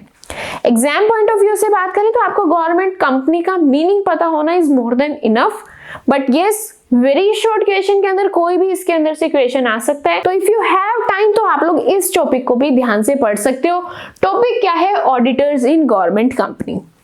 ध्यान से समझते हैं इस कॉन्सेप्ट को। यहां पर फर्स्ट ऑडिटर कैसे अपॉइंट होता है, उस चीज को स्टेप बाय स्टेप हम चीजों को समझने वाले हैं कि किस तरीके से गवर्नमेंट कंपनी के अंदर फर्स्ट ऑडिटर अपॉइंट किया जाता है। तो स्टेप नंबर 1 के अंदर बोला जा रहा है सीएजी हमारे ऑडिटर को अपॉइंट करता है with in 60 days. With in 60 days CAG हमारे ऑडिटर को अपॉइंट करता है। माइंड के अंदर क्वेश्चन आना चाहिए, सीएजी क्या है? तो CAG is the controller and auditor general of India. CAG कौन है? Controller and auditor general of India. तो सीएजी हमारे फर्स्ट ऑडिटर को अपॉइंट करता है विद इन 60 डेज। कितने डेज में? 60 डेज में। अगर वो नहीं करता तो मेरे बोर्ड ऑफ डायरेक्टर्स को अपॉइंट करना पड़ेगा नेक्स्ट 30 डेज में। या तो सीओजी 60 डेज में अपॉइंट कर ले, अगर वो इररेस्पॉन्सिबल है, वो नहीं कर रहा, तो मेरे बोर्ड ऑफ डायरेक्टर्स को वहां पर मेरी ऑडिटर को अपॉइंट करना पड़ेगा नेक्स्ट 30 डेज के अंदर। अगर वो भी नहीं करते तो मेंबर्स अपॉइंट इन ईजीएम, जिनको ईजीएम में आपने मेंबर्स अपॉइंट किया है 60 डेज में, वो अपने ऑडिटर को वहां पर क्या करते हैं? अपॉइंट करते हैं अपनी फर्स्ट एनुअल जनरल मीटिंग से पहले। बात समझ आ गई? उसके बाद सब्सीक्वेंट ऑडिटर हर साल आपका सीएजी ही अपॉइंट करेगा। क्या सीक्वेंस समझ आया? ऑडिटर अपॉइंट कौन करेगा? CAG with in 60 days. अगर वो नहीं करता तो board of director in next 30 days. अगर बोर्ड ऑफ डायरेक्टर्स भी नहीं करते तो मेंबर्स जिनको एजीएम में आप लोगों ने अपॉइंट किए। उसके बाद जैसे यहाँ पर आप लोगों का फर्स्ट ऑडिटर अपॉइंट हो जाता है, उसके बाद आने वाले सालों में कौन अपॉइंट करेगा? आपका सीएजी ही अपॉइंट करेगा। क्या यहां पर प्रोसीजर आप लोगों को क्लियर हो रहा है? उसके बाद बात करते हैं कैजुअल वैकेंसी की। अगर किसी गवर्नमेंट कंपनी में हमारे किसी भी ऑडिटर की कैजुअल वैकेंसी है तो वहां पर क्या आप लोगों का प्रोसीजर होने वाला है? यहां पर आपके सीएजी 30 डेज के अंदर अंदर उस वैकेंसी को फिल करेंगे। अगर वो नहीं फिल करते तो यस नेक्स्ट 30 डेज में आपके बोर्ड ऑफ डायरेक्टर्स उस वैकेंसी को फिल कर देंगे। नाउ द क्वेश्चन इज, ये जो सीएजी की बात कर रहे हैं हम लोग, कंट्रोलर की बात कर रहे हैं हम लोग, ये सीएजी के रोल्स क्या क्या हैं, इन रोल्स को यहाँ पर डिस्कस करते हैं। सीएजी का काम क्या होता है? ऑडिटर को अपॉइंट करना, उसको बताना कि ऑडिट करनी कैसे है, ऑडिट की जो रिपोर्ट है उसकी कॉपी को लेना।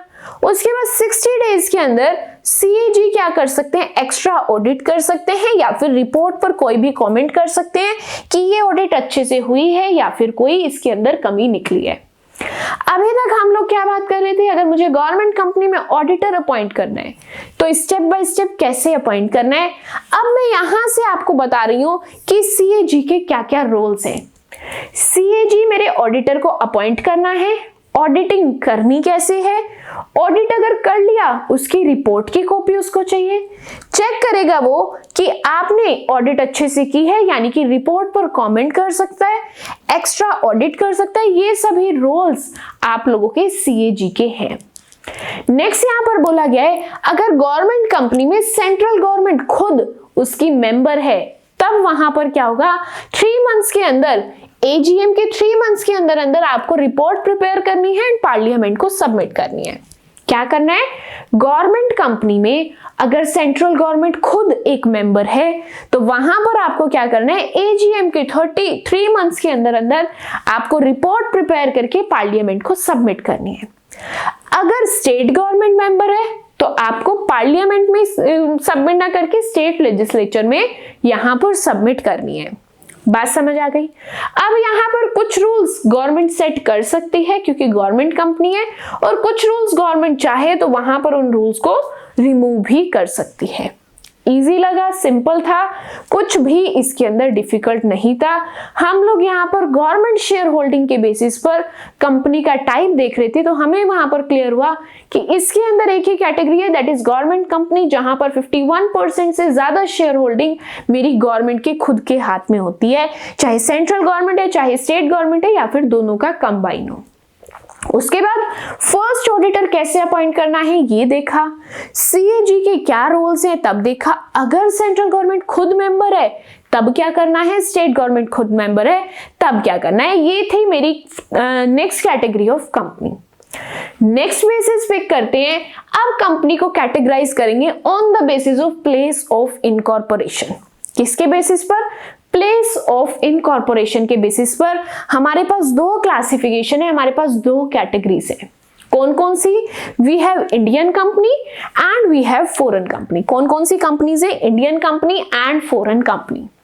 इंडियन कंपनी कौन सी होती है, जो हमारे इंडिया के अंदर बनाई जाती है, यानी कि made in India and registered in India होती है। Whereas फॉरेन कंपनी कौन सी होती है, कंपनी जो इंडिया से बाहर रजिस्टर्ड होती है, बाहर बनाई जाती है, बट उनका प्लेस ऑफ बिजनेस इंडिया के अंदर होता है। बात समझ आ रही है। इंडियन कंपनी वो जो मेड इन इंडिया होती है, फॉरेन कंपनीज वो जो मेड आउटसाइड इंडिया होती है, बट उनका प्लेस ऑफ बिजनेस इंडिया के अंदर प्रेजेंट होता है, या वो इंडिया के अंदर कोई ना कोई अपनी बिजनेस एक्टिविटी को कर रहे होते हैं। प्लेस ऑफ इनकॉर्पोरेशन के हिसाब से टाइप्स ऑफ कंपनीज देख रहे हैं, we have Indian company and we have foreign company. अब यहां पर नेक्स्ट आगे बढ़ते हैं। नेक्स्ट यहां पर बात करनी है फॉरेन कंपनी से रिगार्डिंग हम लोगों को कुछ प्रोविजंस प्रोवाइड किए गए हैं, कुछ गाइडलाइंस प्रोवाइड की गई। इन गाइडलाइंस को पढ़ते हैं सो दैट वहां पर हम लोगों के लिए इजी हो जाएगा चीजों को आइडेंटिफाई करना। फर्स्ट चीज यहां पर है, कौन कौन से डॉक्यूमेंट्स रजिस्ट्रार के साथ फाइल करने होते हैं। ये चीजें आपके सेक्शन 380 के अंदर लिखी हुई है। अगर मेरी फॉरेन कंपनी है जिसका बिजनेस इंडिया में चल रहा है, तो उस बिजनेस को इंडिया में चलाने के लिए मुझे कुछ चीजें, कुछ डॉक्यूमेंट्स रजिस्ट्रार को फाइल करने पड़ते हैं। कौन कौन से डॉक्यूमेंट्स हैं, क्या क्या चीजें करनी होती हैं, ध्यान से समझेंगे। टाइम लिमिट गिवन है यहाँ पर, सभी डिटेल्स आपको 30 डेज के अंदर अंदर यहाँ पर प्रोवाइड करनी होती है, सबमिट करनी होती है। कितने डेज के अंदर अंदर, 30 डेज के अंदर अंदर। नाउ द क्वेश्चन इज, कौन कौन सी डिटेल्स को सबमिट करना है। पॉइंट क्लियर हो रहा है। हम लोग प्लेस ऑफ इनकॉर्पोरेशन के हिसाब से टाइप्स ऑफ कंपनीज देख रहे थे। इंडियन कंपनी हमें समझ आ गया, इजी है, सिंपल है, जो इंडिया में बनी है, मेड इन इंडिया है। फॉरेन कंपनी वो जो बनी तो आउटसाइड इंडिया है, बट उसका प्लेस ऑफ बिजनेस इंडिया में है, काम वो इंडिया में कर रही है। अब अगर वो इंडिया में काम कर रही है तो उसको कुछ डॉक्यूमेंट्स रजिस्ट्रार को सबमिट करने पड़ेंगे विद इन 30 डेज। कौन कौन से डॉक्यूमेंट सबमिट करने पड़ेंगे। पहली चीज है कंपनी के डॉक्यूमेंट्स लाइक एमओए, एओए, ठीक है। वो डॉक्यूमेंट्स इंग्लिश में होने चाहिए, अगर इंग्लिश में नहीं है तो पहले उसको इंग्लिश में कन्वर्ट कर लो। डॉक्यूमेंट सबमिट कर दिए, अब अपने ऑफिस का एड्रेस सबमिट करो कि आपका ऑफिस कहां पर है, आपकी कंपनी में कौन कौन से डायरेक्टर्स हैं, उनकी इंफॉर्मेशन सबमिट करो। इंडियन रिप्रेजेंटेटिव कौन है, आप फॉरेन से आकर के इंडिया में काम कर रहे हो तो इंडिया में आपका कोई ना कोई रिप्रेजेंटेटिव होगा। आपको इस इंडियन रिप्रेजेंटेटिव का नाम, उनका एड्रेस यहां पर आपको सबमिट करना पड़ेगा कि किसको नोटिस रिसीव होगा, किसको डॉक्यूमेंट्स रिसीव होंगे। यानी कि इंडिया में रहकर जो काम करने वाला है उनकी डिटेल्स यहां पर चाहिए होंगी। ऑफिस बताना है इंडिया में कहां है, आपका मेन ऑफिस का एड्रेस, आपके बिजनेस की हिस्ट्री, किस डेट पर आपका बिजनेस स्टार्ट हो रहा है, किस डेट पर आप क्लोज करने वाले हैं। डिक्लेरेशन चाहिए यहाँ पर डायरेक्टर्स की, यहाँ पर जो भी काम कर रहे हैं सब लीगली कर रहे हैं, कोई भी पर्सन यहाँ पर बैंड या फिर क्रिमिनल नहीं है। कोई और अदर इंफॉर्मेशन हो सकती है जो भी आपका रजिस्ट्रार आपको मेंशन करके दे कि आपको कुछ अदर इंफॉर्मेशन प्रोवाइड करनी है, वो इंफॉर्मेशन भी आपको वहां पर प्रोवाइड करनी पड़ेगी। एंड यस, अगर उसमें कोई भी चेंज करना पड़े रजिस्ट्रार के अकॉर्डिंग, विद इन 30 डेज आप उन चेंजेस को करके अपनी सभी इंफॉर्मेशन रजिस्ट्रार को सबमिट कर सकते हो। किसकी बात कर रहे हैं, फॉरेन कंपनी की। तो फॉरेन कंपनी जब भी आप इंडिया में स्टार्ट करना चाहें तो वहां पर आपको कुछ चीजों का ध्यान रखना है। पहली चीज क्या है, डॉक्यूमेंट सबमिट करने हैं रजिस्ट्रार को। डॉक्यूमेंट्स कितने दिन में, 30 डेज में। एमओए देना है, एओए देना है, ऑफिस का एड्रेस देना है, डायरेक्टर्स की डिटेल्स देनी है, डिक्लेरेशन देना है कि डायरेक्टर्स आपके सभी लीगल हैं। इंडियन रिप्रेजेंटेटिव इंडिया में है कौन जो बिजनेस करेगा, वो सब चीजें देनी है। ऑफिस का एड्रेस देना है, बिजनेस कब स्टार्ट कर रहे हो, बिजनेस कब बंद कर रहे हो। उसके बाद कोई और इन्फॉर्मेशन जो रजिस्ट्रार चाहता है, हर एक इन्फॉर्मेशन आपको रजिस्ट्रार को विद इन 30 डेज प्रोवाइड करनी है। फॉरेन कंपनी अगर स्टार्ट कर रहे हो, पहली चीज ये करनी है। दूसरी चीज क्या करोगे, कुछ अकाउंट्स बनाने पड़ते हैं। क्या बनाने पड़ते हैं, कुछ अकाउंट्स मेंटेन करने पड़ते हैं। उन अकाउंट्स की डिटेल्स आपको प्रोवाइड करनी पड़ेगी। आपको यहां पर हर साल क्या प्रिपेयर करनी है, बैलेंस शीट, उसके बाद profit and loss account.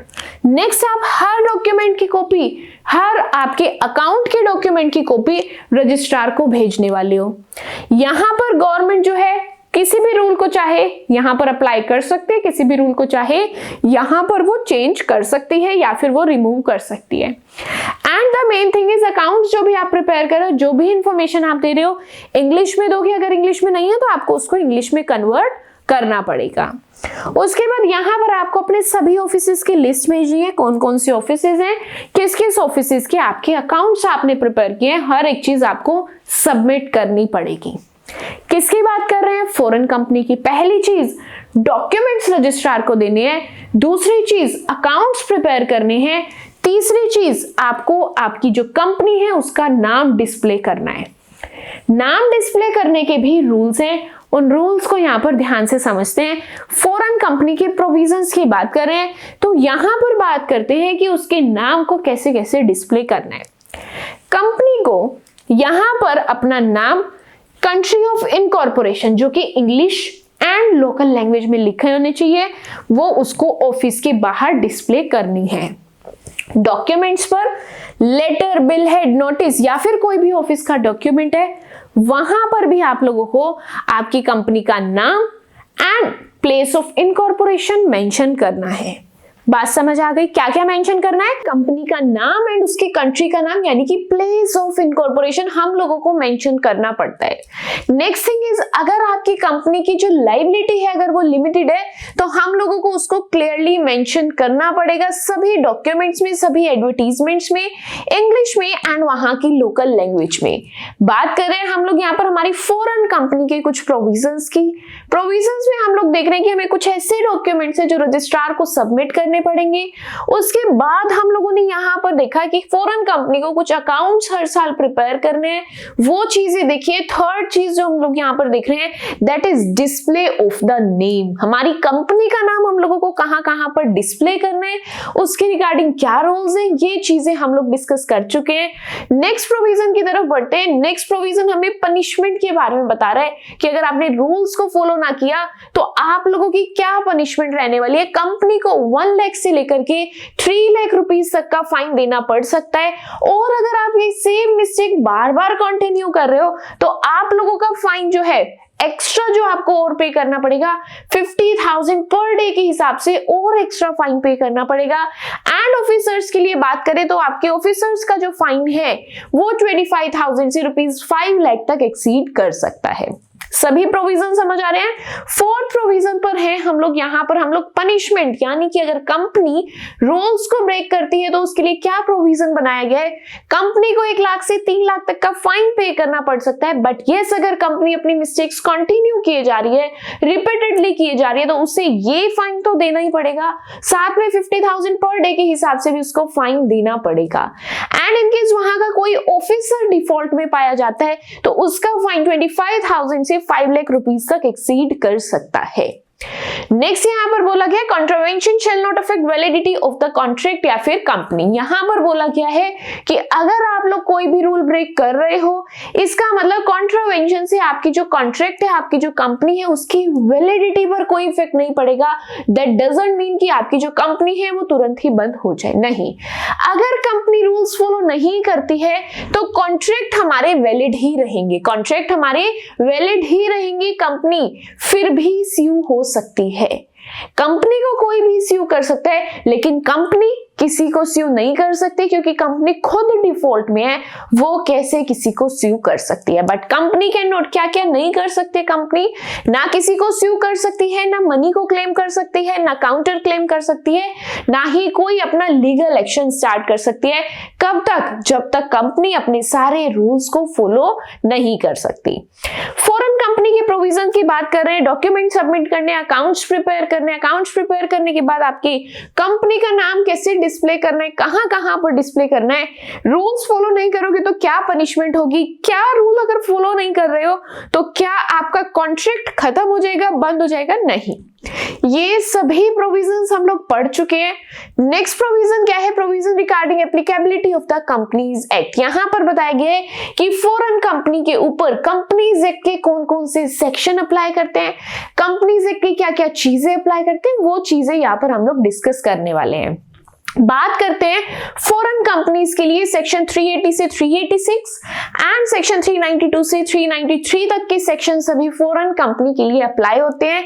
Special case 50% Indian ownership, अगर 50% या उससे ज्यादा शेयर्स हमारी फॉरेन कंपनी के यहां पर हमारे इंडियन सिटीजन्स ने खरीदे हैं या इंडियन कंपनीज ने खरीदे या दोनों ने साथ में मिलकर के खरीदे हैं, तो यहां पर ये फॉरेन कंपनी को आप लोग इंडियन कंपनी की तरह ही ट्रीट करोगे एंड इसके लिए हर एक वो रूल अप्लाई होगा जो इंडियन कंपनी के लिए अप्लाई किया जाता है। प्रोविजन समझ आ रहा है? ये प्रोविजन कहता है कि आप लोगों की अगर कोई फॉरेन कंपनी है, उस फॉरेन कंपनी के 50% मेंबर्स या 50% से ज्यादा मेंबर्स इंडियन सिटीजन्स हैं या इंडियन कंपनी है, तो आपकी कंपनी ऑटोमेटिकली इंडियन ही बन जाएगी एंड उसके ऊपर हर एक रूल इंडियन कंपनी का ही अप्लाई करना पड़ेगा। उसके बाद यहां पर आपको कुछ एग्जेम्पशंस के बारे में बताया है, कुछ रिलैक्सेशंस के बारे में बताया। यहां पर बोला है कि सेंट्रल गवर्नमेंट जो है वो फॉरेन कंपनीज के कुछ रूल्स को लेकर के उनको एग्जेम्पशन दे सकती है। किसको मिल रहा है एग्जेम्पशन? मेरी फॉरेन कंपनीज को, जो कंपनीज आउटसाइड इंडिया बनाई जा रही है, उनका बिजनेस इंडिया में है या फिर इंडिया में नहीं है, ऐसी कंपनीज को हमारी सेंट्रल गवर्नमेंट कुछ एग्जेम्पशंस, कुछ रिलैक्सेशन दे सकती है। अब ये जो एग्जेम्पशंस है ये काम किस तरीके से करते हैं? गवर्नमेंट एक नोटिफिकेशन इशू करती है, गवर्नमेंट एक नोटिस देती है कि कौन सी कंपनी है, किस कंपनी में क्या रूल्स है, क्या रूल्स वो चेंज कर रही है, ये सभी चीजें यहां पर आपकी गवर्नमेंट आपके लिए मेंशन कर सकती है एंड कुछ रिलैक्सेशंस आपकी फॉरेन कंपनीज को दे सकती है। तो ये था हमारा अनदर क्लासिफिकेशन। आई होप बहुत अच्छे से समझ आया है, बहुत अच्छे से क्लियर हुआ है। प्लेस ऑफ इनकॉर्पोरेशन, अगर इंडियन कंपनी है तो हम लोग पढ़ चुके हैं, फॉरेन कंपनी है तो भी हम लोग बहुत अच्छे से यहाँ पर पढ़ चुके हैं। आगे बढ़ते हैं, नेक्स्ट बेसिस पिक करते हैं। अब बात करेंगे classification of the companies on the basis of activity status of the company. अब हम लोग कंपनी की एक्टिविटी के स्टेटस के हिसाब से उसके टाइप्स डिस्कस करने वाले हैं, टाइप्स को यहाँ पर पढ़ने वाले हैं। तो हमारी कंपनी की एक्टिविटी स्टेटस के हिसाब से हमारी कंपनी कौन सी टाइप की है? That is dormant company. कौन सी कंपनी है? That is dormant company. Section 455 के अंदर आती है एंड यहां पर 2014 कंपनीज रूल्स यहां पर अप्लाई किए जाते हैं। डोरमेंट कंपनी होती क्या है? ये एक ऐसी कंपनी है जो कुछ समय के लिए एक्टिव कंपनी नहीं होती है, जो कुछ समय के लिए एक्टिवली पार्टिसिपेट नहीं करती है, एक्टिवली चीजों को ऑपरेट नहीं करती है। डोरमेंट कंपनी क्या होती है? जो कुछ टेम्परेरी पीरियड के लिए एक्टिव नहीं होती है, कुछ काम नहीं कर रही होती है, थोड़ी देर रिलैक्स कर रही होती है, रेस्ट ले रही होती है। ये कंपनीज डोरमेंट कंपनीज होती है, तो ये किस चीज में हेल्प करती है? आपकी कॉस्ट सेविंग हो जाती है एंड आप आपका बचा हुआ काम रेस्टिंग पीरियड के अंदर कर सकते हैं, जो आप आपके डे टू डे ऑपरेशंस के साथ नहीं कर सकते। डोरमेंट कंपनी समझ आ रही है? जो फिलहाल कुछ काम नहीं कर रही है, साइलेंटली वहां पर बैठी है इनएक्टिव होकर के, वो कंपनीज होती है मेरी डोरमेंट कंपनी। अब इन कंपनीज का डोरमेंट स्टेटस क्यों होता है, ये रीजन यहां पर हम लोग समझने वाले हैं। डोरमेंट स्टेटस तब यूजफुल है जब आपकी जो कंपनी है फ्यूचर के लिए कुछ बहुत अच्छा प्लान कर रही है जिसके लिए उसको एक बहुत अच्छा क्वालिटी टाइम चाहिए, इसीलिए वो क्या करती है, for a specific time period अपने सब काम को रोक करके फ्यूचर प्रोजेक्ट्स की प्लानिंग करती है। उस समय पर एक कंपनी अपने लिए डोरमेंट स्टेटस जो है उसको चूज करती है। या फिर अनदर रीजन क्या हो सकता है, अगर वो कोई इंटेलेक्चुअल प्रॉपर्टी को, एक एसेट को होल्ड करती है, तब भी वो डोरमेंट स्टेटस चूज कर सकती है। या फिर वो अपना कोई रेगुलर बिजनेस नहीं कर रही है फिलहाल, इसीलिए वो अपना डोरमेंट स्टेटस चूज कर सकती है। नाउ द क्वेश्चन इज, अब कोई कंपनी कैसे ये चीज बताती है, कैसे इस चीज के लिए अप्लाई करती है कि वो एक डोरमेंट कंपनी बन जाए, टेम्परेरी टाइम पीरियड के लिए वो एक इनएक्टिव कंपनी बन जाए। कंपनी को इस चीज के लिए अप्लाई करना पड़ता है नो सिग्निफिकेंट अकाउंटिंग ट्रांजैक्शन। पहली चीज, आपकी कंपनी के अंदर कोई भी वहां पर सिग्निफिकेंट अकाउंटिंग ट्रांजैक्शन नहीं होगी। कोई भी अगर आप ट्रांजैक्शन ही नहीं करोगे, साफ साफ क्लियर हो जाएगा कि कोई यहाँ पर बिजनेस प्रैक्टिसेस नहीं हो रही हैं एंड यहाँ पर कंपनी जो है इनएक्टिव है। तो यहाँ पर आपको क्या करना है, रजिस्ट्रार को MSC नंबर 1, ये है आपका फॉर्म नंबर MSC 1 फिल करना है अप्लाई करने के लिए रजिस्ट्रार को कि आप आपकी कंपनी को डोरमेंट स्टेटस में डालना चाहते हैं। अब अप्लाई करने से पहले की कुछ कंडीशंस है जिनको आपको ध्यान रखना है। कंपनीज कब आपकी डोरमेंट स्टेटस के लिए अप्लाई कर सकती है, उसको रूल 3 वहां पर सेटिस्फाई करना पड़ेगा, कंपनीज रूल 2014 का, तभी वो उसको अप्लाई कर सकती है। डोरमेंट स्टेटस सर्टिफिकेट प्रोवाइड होता है उसके बाद, जिसका प्रोसेस क्या है, आपने MSC फॉर्म नंबर 1 फिल किया, रजिस्ट्रार आपकी एप्लीकेशन को चेक करेगा, अगर अप्रूव हो जाती है तो वो आपको सर्टिफिकेट प्रोवाइड कर देगा, अदरवाइज वो आपको सर्टिफिकेट प्रोवाइड नहीं करेगा आपके डोरमेंट स्टेटस का। क्या चीजें सिंपल लग रही है। अब यहाँ पर register of dormant companies, registrar क्या करता है, एक लिस्ट बना करके रखता है डोरमेंट कंपनीज की, जो कि आपकी MCA की वेबसाइट पर अवेलेबल है या कोई और ऑफिशियल वेबसाइट्स पर आपको इजीली मिल जाएंगी, जहां पर सभी डोरमेंट कंपनीज ऑफिशियली रिकॉर्डेड होती हैं। एंड नोटिस के बाद अगर कंपनी रिटर्न 2 सालों तक फाइल नहीं करती है तो रजिस्ट्रार यहां पर नोटिस भेज देता है, जहां पर क्या करते हैं, कंपनी का नेम डोरमेंट रजिस्टर के अंदर वहां पर ऐड हो जाता है एंड वो कंसीडर किया जाता है कि ये कंपनी अब फिलहाल इनएक्टिव स्टेटस की हो गई है।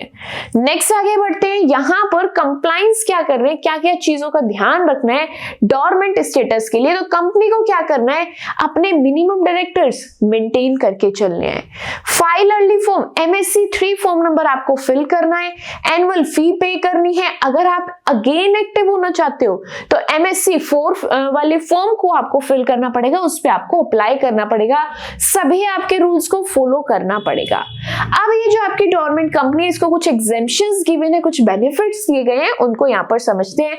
आपको कोई भी कैश फ्लो स्टेटमेंट बनाने की जरूरत नहीं है, कोई भी ऑडिटर रोटेशन कराना जरूरी नहीं है, सिर्फ 6 मंथ्स में एक बोर्ड मीटिंग आप लोग वहां पर क्या कर सकते हो, ऑर्गेनाइज कर सकते हो, और 2 बोर्ड मीटिंग्स में एटलीस्ट 90 डेज का गैप होना यहाँ पर जरूरी है। Strike off, if company does not follow rules registrar will remove it's name. अगर कंपनी आपके रूल्स को फॉलो नहीं कर रही है तो रजिस्ट्रार वहां से आपका नेम हटा देता है। मैक्सिमम टाइम क्या है, कोई भी कंपनी मैक्सिमम 5 सालों तक की डोरमेंट स्टेटस मेंटेन कर सकती है। अगर उसके बाद आप एक्टिव नहीं होते हो तो आपकी कंपनी को वहां से रिमूव कर दिया जाएगा, वहां से हटा दिया जाएगा। ये सभी कुछ आपके प्रोविजंस से डोरमेंट कंपनी के, क्विकली मेरे साथ यहां पर रिवाइज करेंगे ताकि चीजें आप लोगों के माइंड में सेट हो जाए। हम लोग यहाँ पर एक्टिविटी स्टेटस के हिसाब से टाइप्स ऑफ कंपनी देख रहे हैं, तो मैंने यहाँ पर देखा we have dormant company. Dormant company वो जो टेम्परेली इनएक्टिव है, कुछ काम नहीं कर रही है, साइलेंटली बैठ करके किसी और मोटिव पर काम कर रही है। उसके बाद ये डोरमेंट स्टेटस क्यों चूज किया जाता है, हो सकता है मुझे कुछ क्वालिटी टाइम चाहिए कि मैं फ्यूचर प्रोजेक्ट्स पर काम कर पाऊं, या फिर मुझे कोई एसेट खरीदनी है, इंटेलेक्चुअल प्रॉपर्टी होल्ड करनी है, या फिर मैं कोई रेगुलर बिजनेस नहीं कर पा रही फिलहाल, इसीलिए मैं अपनी इनएक्टिव पोजीशन में जाना चाहती हूँ। अप्लाई कैसे करना है आपको कोई भी ट्रांजेक्शन नहीं करनी है। कौन सी ट्रांजेक्शन, आपकी अकाउंटिंग ट्रांजेक्शन नहीं नहीं करनी है, वहां पर आपकी कंपनी को इनएक्टिव रखना है एंड आपको फॉर्म नंबर MSC 1 को फिल करके रजिस्ट्रार को अप्लाई करना है। कुछ प्री कंडीशंस है जिनका ध्यान रखना पड़ेगा। आपको कंपनीज रूल्स सभी फॉलो करने पड़ेंगे 2014 के, जिसके अंदर रूल नंबर 3 है, आपको प्रॉपर्ली उसको मेंटेन करना है। अगर आप उसके रूल्स को मेंटेन करके चलते हो तो आप इजीली आपकी डोरमेंट स्टेटस के लिए अप्लाई कर सकते हो। उसके बाद आपको क्या करना है, डोरमेंट स्टेटस सर्टिफिकेट लेना है। कैसे मिलेगा, MSC फॉर्म नंबर 1 फिल करो, रजिस्ट्रार एप्लीकेशन को चेक करेगा, अप्रूव करने के बाद आपको सर्टिफिकेट इशू कर देगा। उसके बाद नेक्स्ट क्या है, रजिस्टर ऑफ डोरमेंट कंपनीज। यहां पर आपका जो रजिस्ट्रार है एक रजिस्टर मेंटेन करके रखता है जिसमें सभी लिस्ट प्रोवाइड की जाती है आपकी डोरमेंट कंपनीज के। एंड ये लिस्ट आप लोगों को कहां पर मिलेगी, MCE की वेबसाइट पर या किसी और ऑफिशियल साइट पर से आप लोग इस लिस्ट को उठा सकते हैं। एंड उसके बाद यहां पर आफ्टर नोटिस, अगर कंपनी 2 सालों तक अपनी एनुअल रिटर्न नहीं फाइल करती है तो रजिस्ट्रार नोटिस सेंड करता है कि कंपनी का नेम डोरमेंट रजिस्टर में लिखा जा रहा है, नहीं फाइल की रिटर्न, कोई बात नहीं, हम आपकी कंपनी को इनएक्टिव कंसीडर करने वाले हैं एंड डोरमेंट स्टेटस में डालने वाले हैं। अब यहाँ पर कुछ चीजें हैं जो आपको मेंटेन करके चलनी है। मिनिमम डायरेक्टर, एनुअल आपको ईयरली फॉर्म फिल करना है, यहाँ पर MSC 3 एनुअल फीस पे करनी है, MSC 4 आपको फिल करना पड़ेगा अगर आप दोबारा से एक्टिव होना चाहते हो। कुछ बेनिफिट्स प्रोवाइड किए गए हैं, ना कैश फ्लो बनाना है, ना ऑडिटर रोटेशन करनी है। साल में 2 आप लोग एनुअल जनरल मीटिंग होल्ड कर सकते हो 90 डेज के गैप से। एंड नेक्स्ट यहां पर आप लोगों को बोला है अगर कंपनी रूल्स फॉलो नहीं करेगी तो रजिस्ट्रार आपकी कंपनी का नेम रिमूव कर देगा। एंड मैक्सिमम टाइम पीरियड क्या होता है डोरमेंट स्टेटस का, that is only 5 years maximum time period है, इससे ज्यादा आप लोग एक्सीड नहीं कर सकते। अगर एक्सीड कर रहे हो तो आपकी कंपनी को वहां से रिमूव कर दिया जाएगा। अब इस सेक्शन के अंदर आप लोगों के लिए टर्म यूज हुई है, that is inactive company. Inactive company का मतलब क्या है, यहां पर मैं आपको एक हेल्प बॉक्स के थ्रू समझाने वाली हूं। इनएक्टिव कंपनी का मतलब क्या होता है, एक कंपनी इनएक्टिव तब कहलाई जाएगी जब वो ना अपना बिजनेस कर रही है, ना 2 सालों से कोई इंपॉर्टेंट ट्रांजैक्शन कर रही है, ना ही वो अपने फाइनेंशियल स्टेटमेंट्स बना रही है, ना ही एनुअल रिपोर्ट्स बना रही है। उस केस के अंदर ऐसी कंपनीज को आप लोग इनएक्टिव कंपनी कंसीडर करने वाले हैं। उसके बाद एक और टर्म यूज हुई है, that is significant accounting transaction. ये सिग्निफिकेंट अकाउंटिंग ट्रांजैक्शन का क्या मतलब है, ये वो ट्रांजैक्शन है यहाँ पर जब आप लोग ना तो रजिस्ट्रार की फीस पे कर रहे हैं, पेमेंट लॉ रिक्वायरमेंट की कोई पेमेंट कर रहे हैं, अलॉटमेंट कर रहे हैं शेयर्स का, या फिर आप लोग कोई ऑफिस के मेंटेनेंस का खर्चा कर रहे हैं, ये सभी आपकी सिग्निफिकेंट अकाउंटिंग ट्रांजैक्शंस के अंदर आता है। आई होप यहां पर एक्टिविटी के बेस पर जो क्लासिफिकेशन हम लोगों ने पढ़ा है इजीली समझ आ चुका है, इजीली क्लियर हो चुका है। नेक्स्ट बेसिस पिक करते हैं। नेक्स्ट बेस में उठाने वाली हूं मोड ऑफ फॉर्मेशन का। कौन सा है next base, mode of formation का। तो मोड ऑफ फॉर्मेशन के हिसाब से we have 2 categories, statutory and companies register the companies act. Statutory company वो होती है, इसके अंदर वो कंपनीज आती हैं जो किसी एक स्पेशल एक्ट ने बना रखी होती है। कौन सी होती है, जो किसी एक स्पेशल एक्ट ने बना रखी होती है। तो वहां पर आपका स्पेशल एक्ट जीतता है, कंपनीज एक्ट हार जाता है।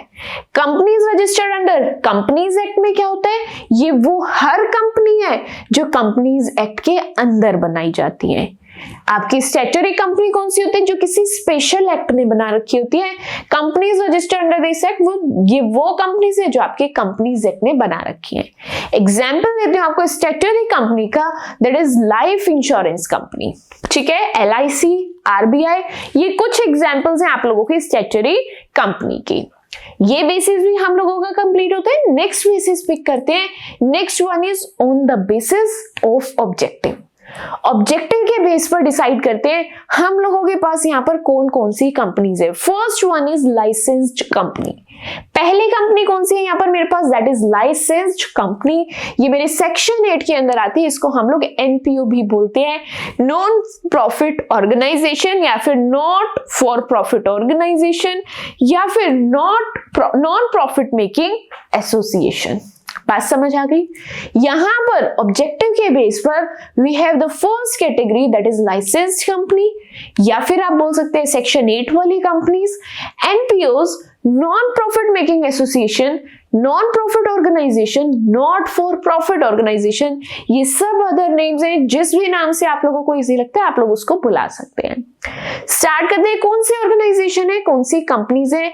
ये वो कंपनीज है जो सोशल वर्क के लिए बनाई जाती है, जो चैरिटेबल पर्पस के लिए बनाई जाती है। पर्पस क्या है इनका?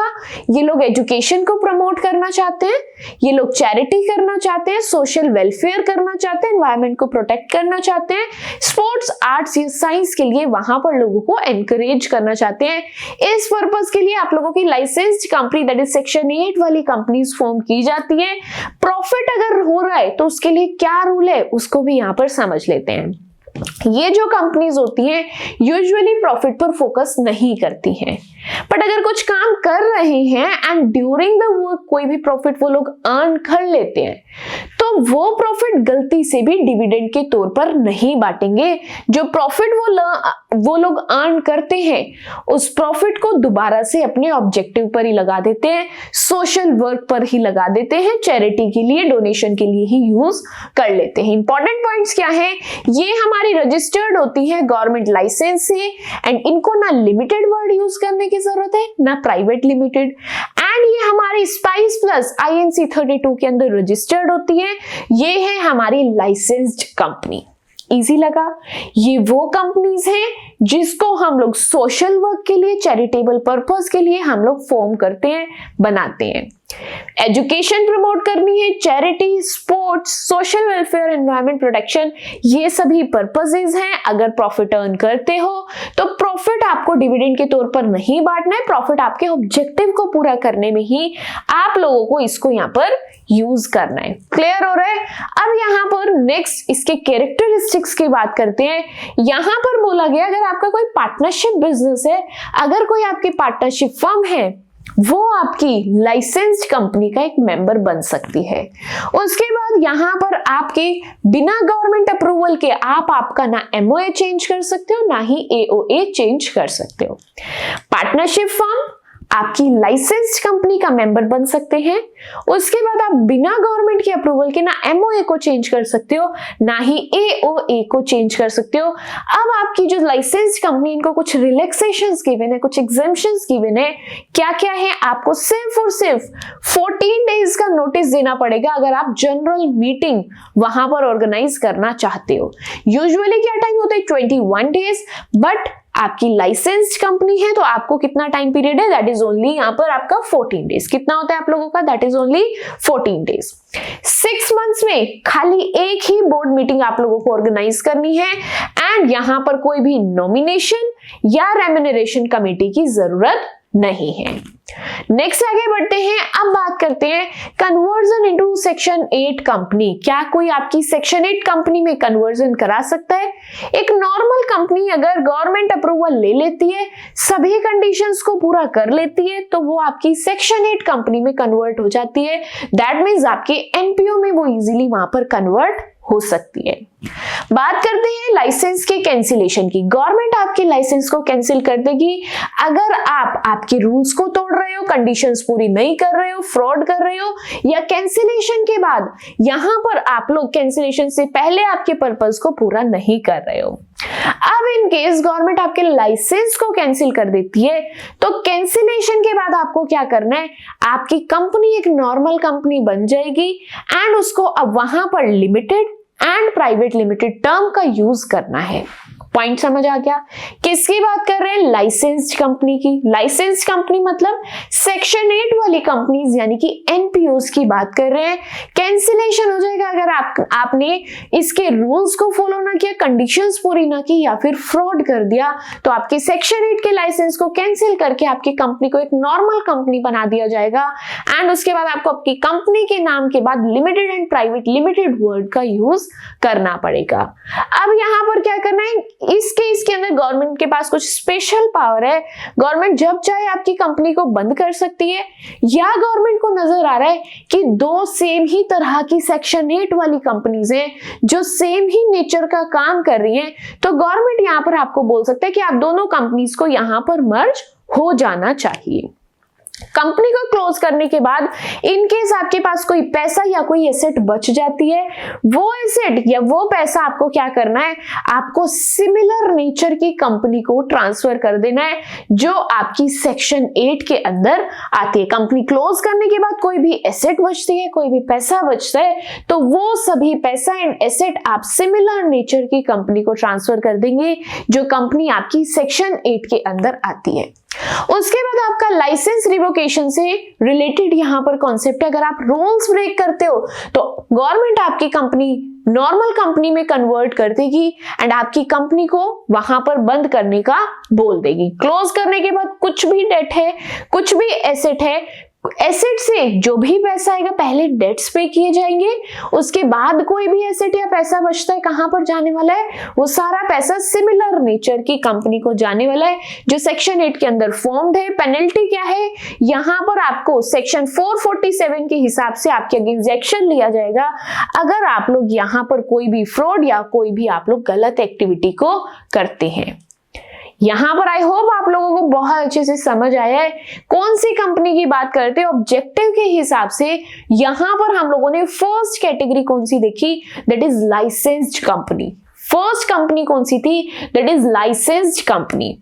ऑब्जेक्टिव के हिसाब से सेकंड कंपनी कौन सी है, that is producer company. Second company है मेरी प्रोड्यूसर कंपनी। प्रोड्यूसर कंपनी हमारे फार्मर्स, हमारे प्रोड्यूसर के बेनिफिट के लिए बनाई गई। ऑब्जेक्टिव के हिसाब से देखें तो ऑब्जेक्टिव के लिए जितनी भी कंपनी बनाएगी दूसरों के फायदे के लिए बनाई गई। पहली थी सेक्शन 8 वाली यानी कि लाइसेंस कंपनी, दूसरी थी प्रोड्यूसर कंपनी। प्रोड्यूसर कंपनी मेरे प्रोड्यूसर या फिर फार्मर्स के बेनिफिट के लिए बनाई गई, जिसमें क्या मोटिव था इनका, किस पर बेस करती थी, म्यूचुअल हेल्प पर, एक्टिव मेंबर्स पर, एंड यहां पर वो लोगों को कोई प्रॉफिट का लालच नहीं था। यहां पर जो प्रॉफिट का रिटर्न मिलता था दैट इज ओनली लिमिटेड। कितना होता था, लिमिटेड होता था।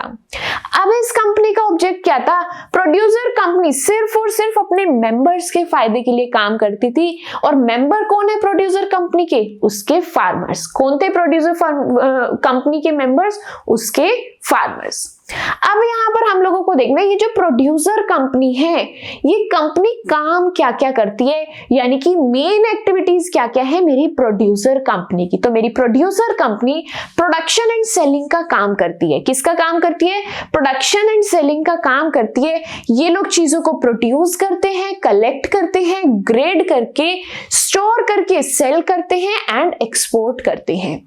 ऑल्सो ये साथ में गुड्स को इंपोर्ट भी करते हैं अपने मेंबर्स के लिए, दैट मीन्स अपने फार्मर्स एंड अपने प्रोड्यूसर्स के लिए। सेकेंड काम को क्या करती है मेरी producer company, that is processing. क्या करती है, दैट इज प्रोसेसिंग। इसके अंदर ये लोग प्रिजर्व करते हैं प्रोडक्ट्स को, ड्राई एंड पैकेज करते हैं एंड अपने प्रोडक्ट्स को प्रोसेस भी कर रहे होते हैं। थर्ड काम क्या करती है, मशीनरी सप्लाई करती है। यहां पर आपकी जो प्रोड्यूसर कंपनी है वो मशीन्स को भी सप्लाई करती है, टूल्स को भी, इक्विपमेंट्स को भी। किसको सप्लाई करती है, हमारे मेंबर्स को, दैट मीन्स हमारे फार्मर्स को।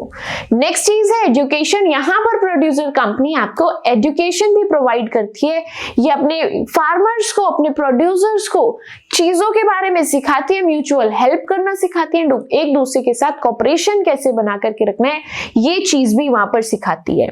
साथ ही जो हमारे प्रोड्यूसर कंपनी है ये टेक्निकल सपोर्ट भी प्रोवाइड करती है, जहां पर ये हमारे फार्मर्स को ट्रेनिंग दे रहे होते हैं, कंसल्टेंसी दे रहे होते हैं एंड साथ ही ये लोग रिसर्च हेल्प भी प्रोवाइड कर रहे होते हैं। नेक्स्ट यहाँ पर क्या एक्टिविटी होती है, that is infrastructure. Producer company क्या करती है, पावर सप्लाई करती है, वाटर यूज करती है, लैंड डेवलपमेंट, कम्युनिकेशन रिलेटेड हर एक चीज एक्टिविटी को परफॉर्म करती है। फार्मर्स को इंश्योरेंस प्रोवाइड करती है, टीम वर्क एंड कॉपरेशन सिखाती है एंड मेंबर्स के बेनिफिट के लिए, उसके वेलफेयर के लिए क्या क्या काम करना है हर एक एक्टिविटी मेरी प्रोड्यूसर कंपनी यहाँ पर कर रही होती है। इंपॉर्टेंट रूल क्या है कि यहाँ पर ये जो कंपनी है ये मेंबर के खुद के प्रोड्यूस के लिए काम को करती है, खुद के प्रोड्यूस की हेल्प करने में काम करती है। खुद का मतलब मेंबर्स मतलब यहाँ पर उसके फार्मर्स या फिर उसके प्रोड्यूसर्स। बात समझ आ रही है। यहां पर हम लोग उसकी ऑब्जेक्टिव के बेसिस पर टाइप्स ऑफ कंपनीज को देख रहे हैं। फर्स्ट टाइप है लाइसेंस्ड कंपनी, सेकेंड टाइप है प्रोड्यूसर कंपनी। कौन कौन सी कंपनीज है, licensed company and producer company. Licensed मेरी एनजीओज होती हैं, एनपीओज होती हैं। लाइसेंस क्या होती है? एनपीओज होती है, नॉन प्रॉफिट ऑर्गेनाइजेशंस होती है। सेकंड है प्रोड्यूसर कंपनी, जो मेरे फार्मर्स, मेरे प्रोड्यूसर्स के लिए बनाई जाती है। क्या क्या एक्टिविटी होती है प्रोड्यूस कंपनी के अंदर? आई होप समझ आ चुका है। नेक्स्ट यहाँ पर देखने वाले हैं मीनिंग ऑफ प्राइमरी प्रोड्यूस। हमारे प्राइमरी प्रोड्यूस जो टर्म बोली गई है यहाँ पर, इस प्राइमरी प्रोड्यूस का मतलब क्या होता है? Primary produce is equals to basic product जो हमारा स्मॉल फार्मर या फिर स्मॉल प्रोड्यूसर प्रोड्यूस करते हैं। प्राइमरी प्रोड्यूस क्या होती है? जो हमारे छोटे छोटे फार्मर्स, छोटे छोटे प्रोड्यूसर्स प्रोड्यूस करते हैं, वो सभी चीजें मेरे प्राइमरी प्रोड्यूस के अंदर आती है। चाहे वो मेरे फार्म प्रोडक्ट्स हो, फार्म प्रोडक्ट्स के अंदर क्या क्या चीजें आती है? Agriculture, animal farming, dairy, fruit, flower, forestry, ये सभी चीजें मेरे फार्म प्रोडक्ट्स के अंदर आती हैं। चाहे वो चीजें स्मॉल इंडस्ट्री से रिलेटेड हो, स्मॉल इंडस्ट्री में क्या क्या प्रोडक्ट्स आते हैं? हैंडलूम, उसके बाद हैंडीक्राफ्ट एंड मेरी कॉटेज इंडस्ट्री से रिलेटेड, ये चीजें मेरे प्राइमरी प्रोडक्ट्स के अंदर आती है। नेक्स्ट चीज क्या आती है? That is finish goods. Next क्या होता है?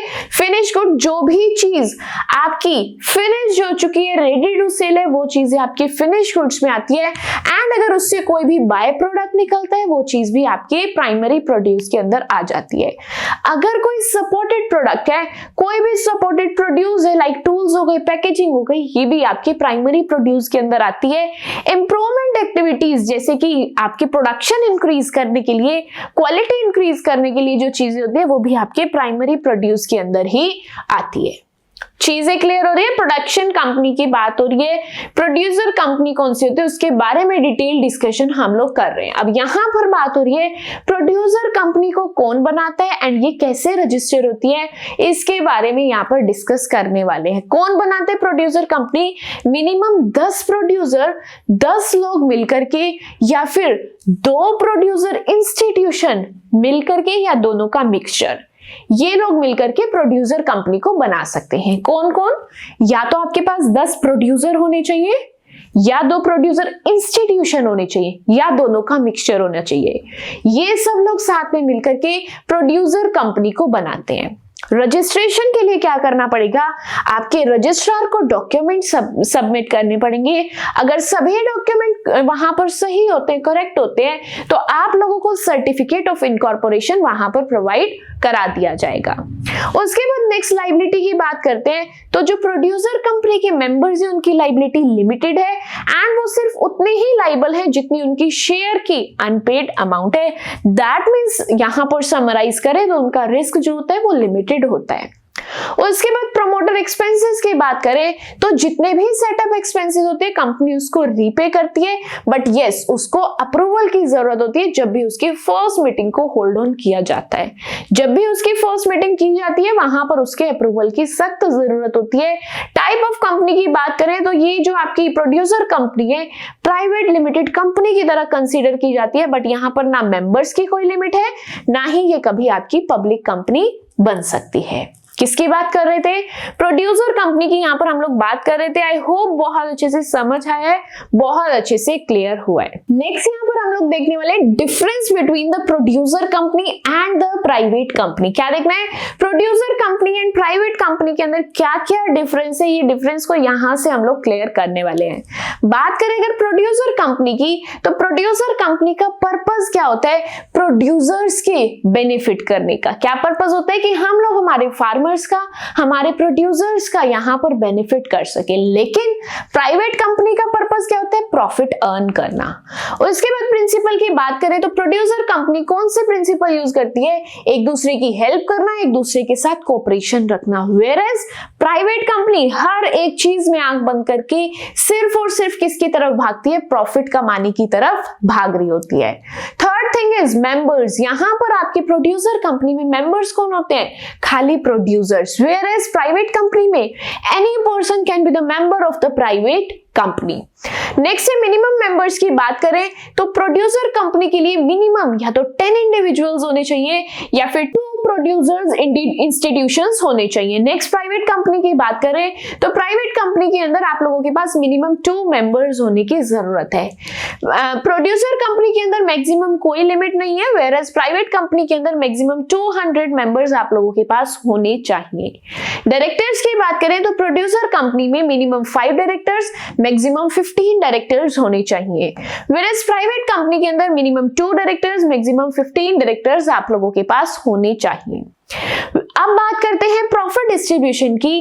प्रोड्यूसर कंपनी के अंदर आपका लिमिटेड रिटर्न होता है प्लस साथ में बोनस मिलता है।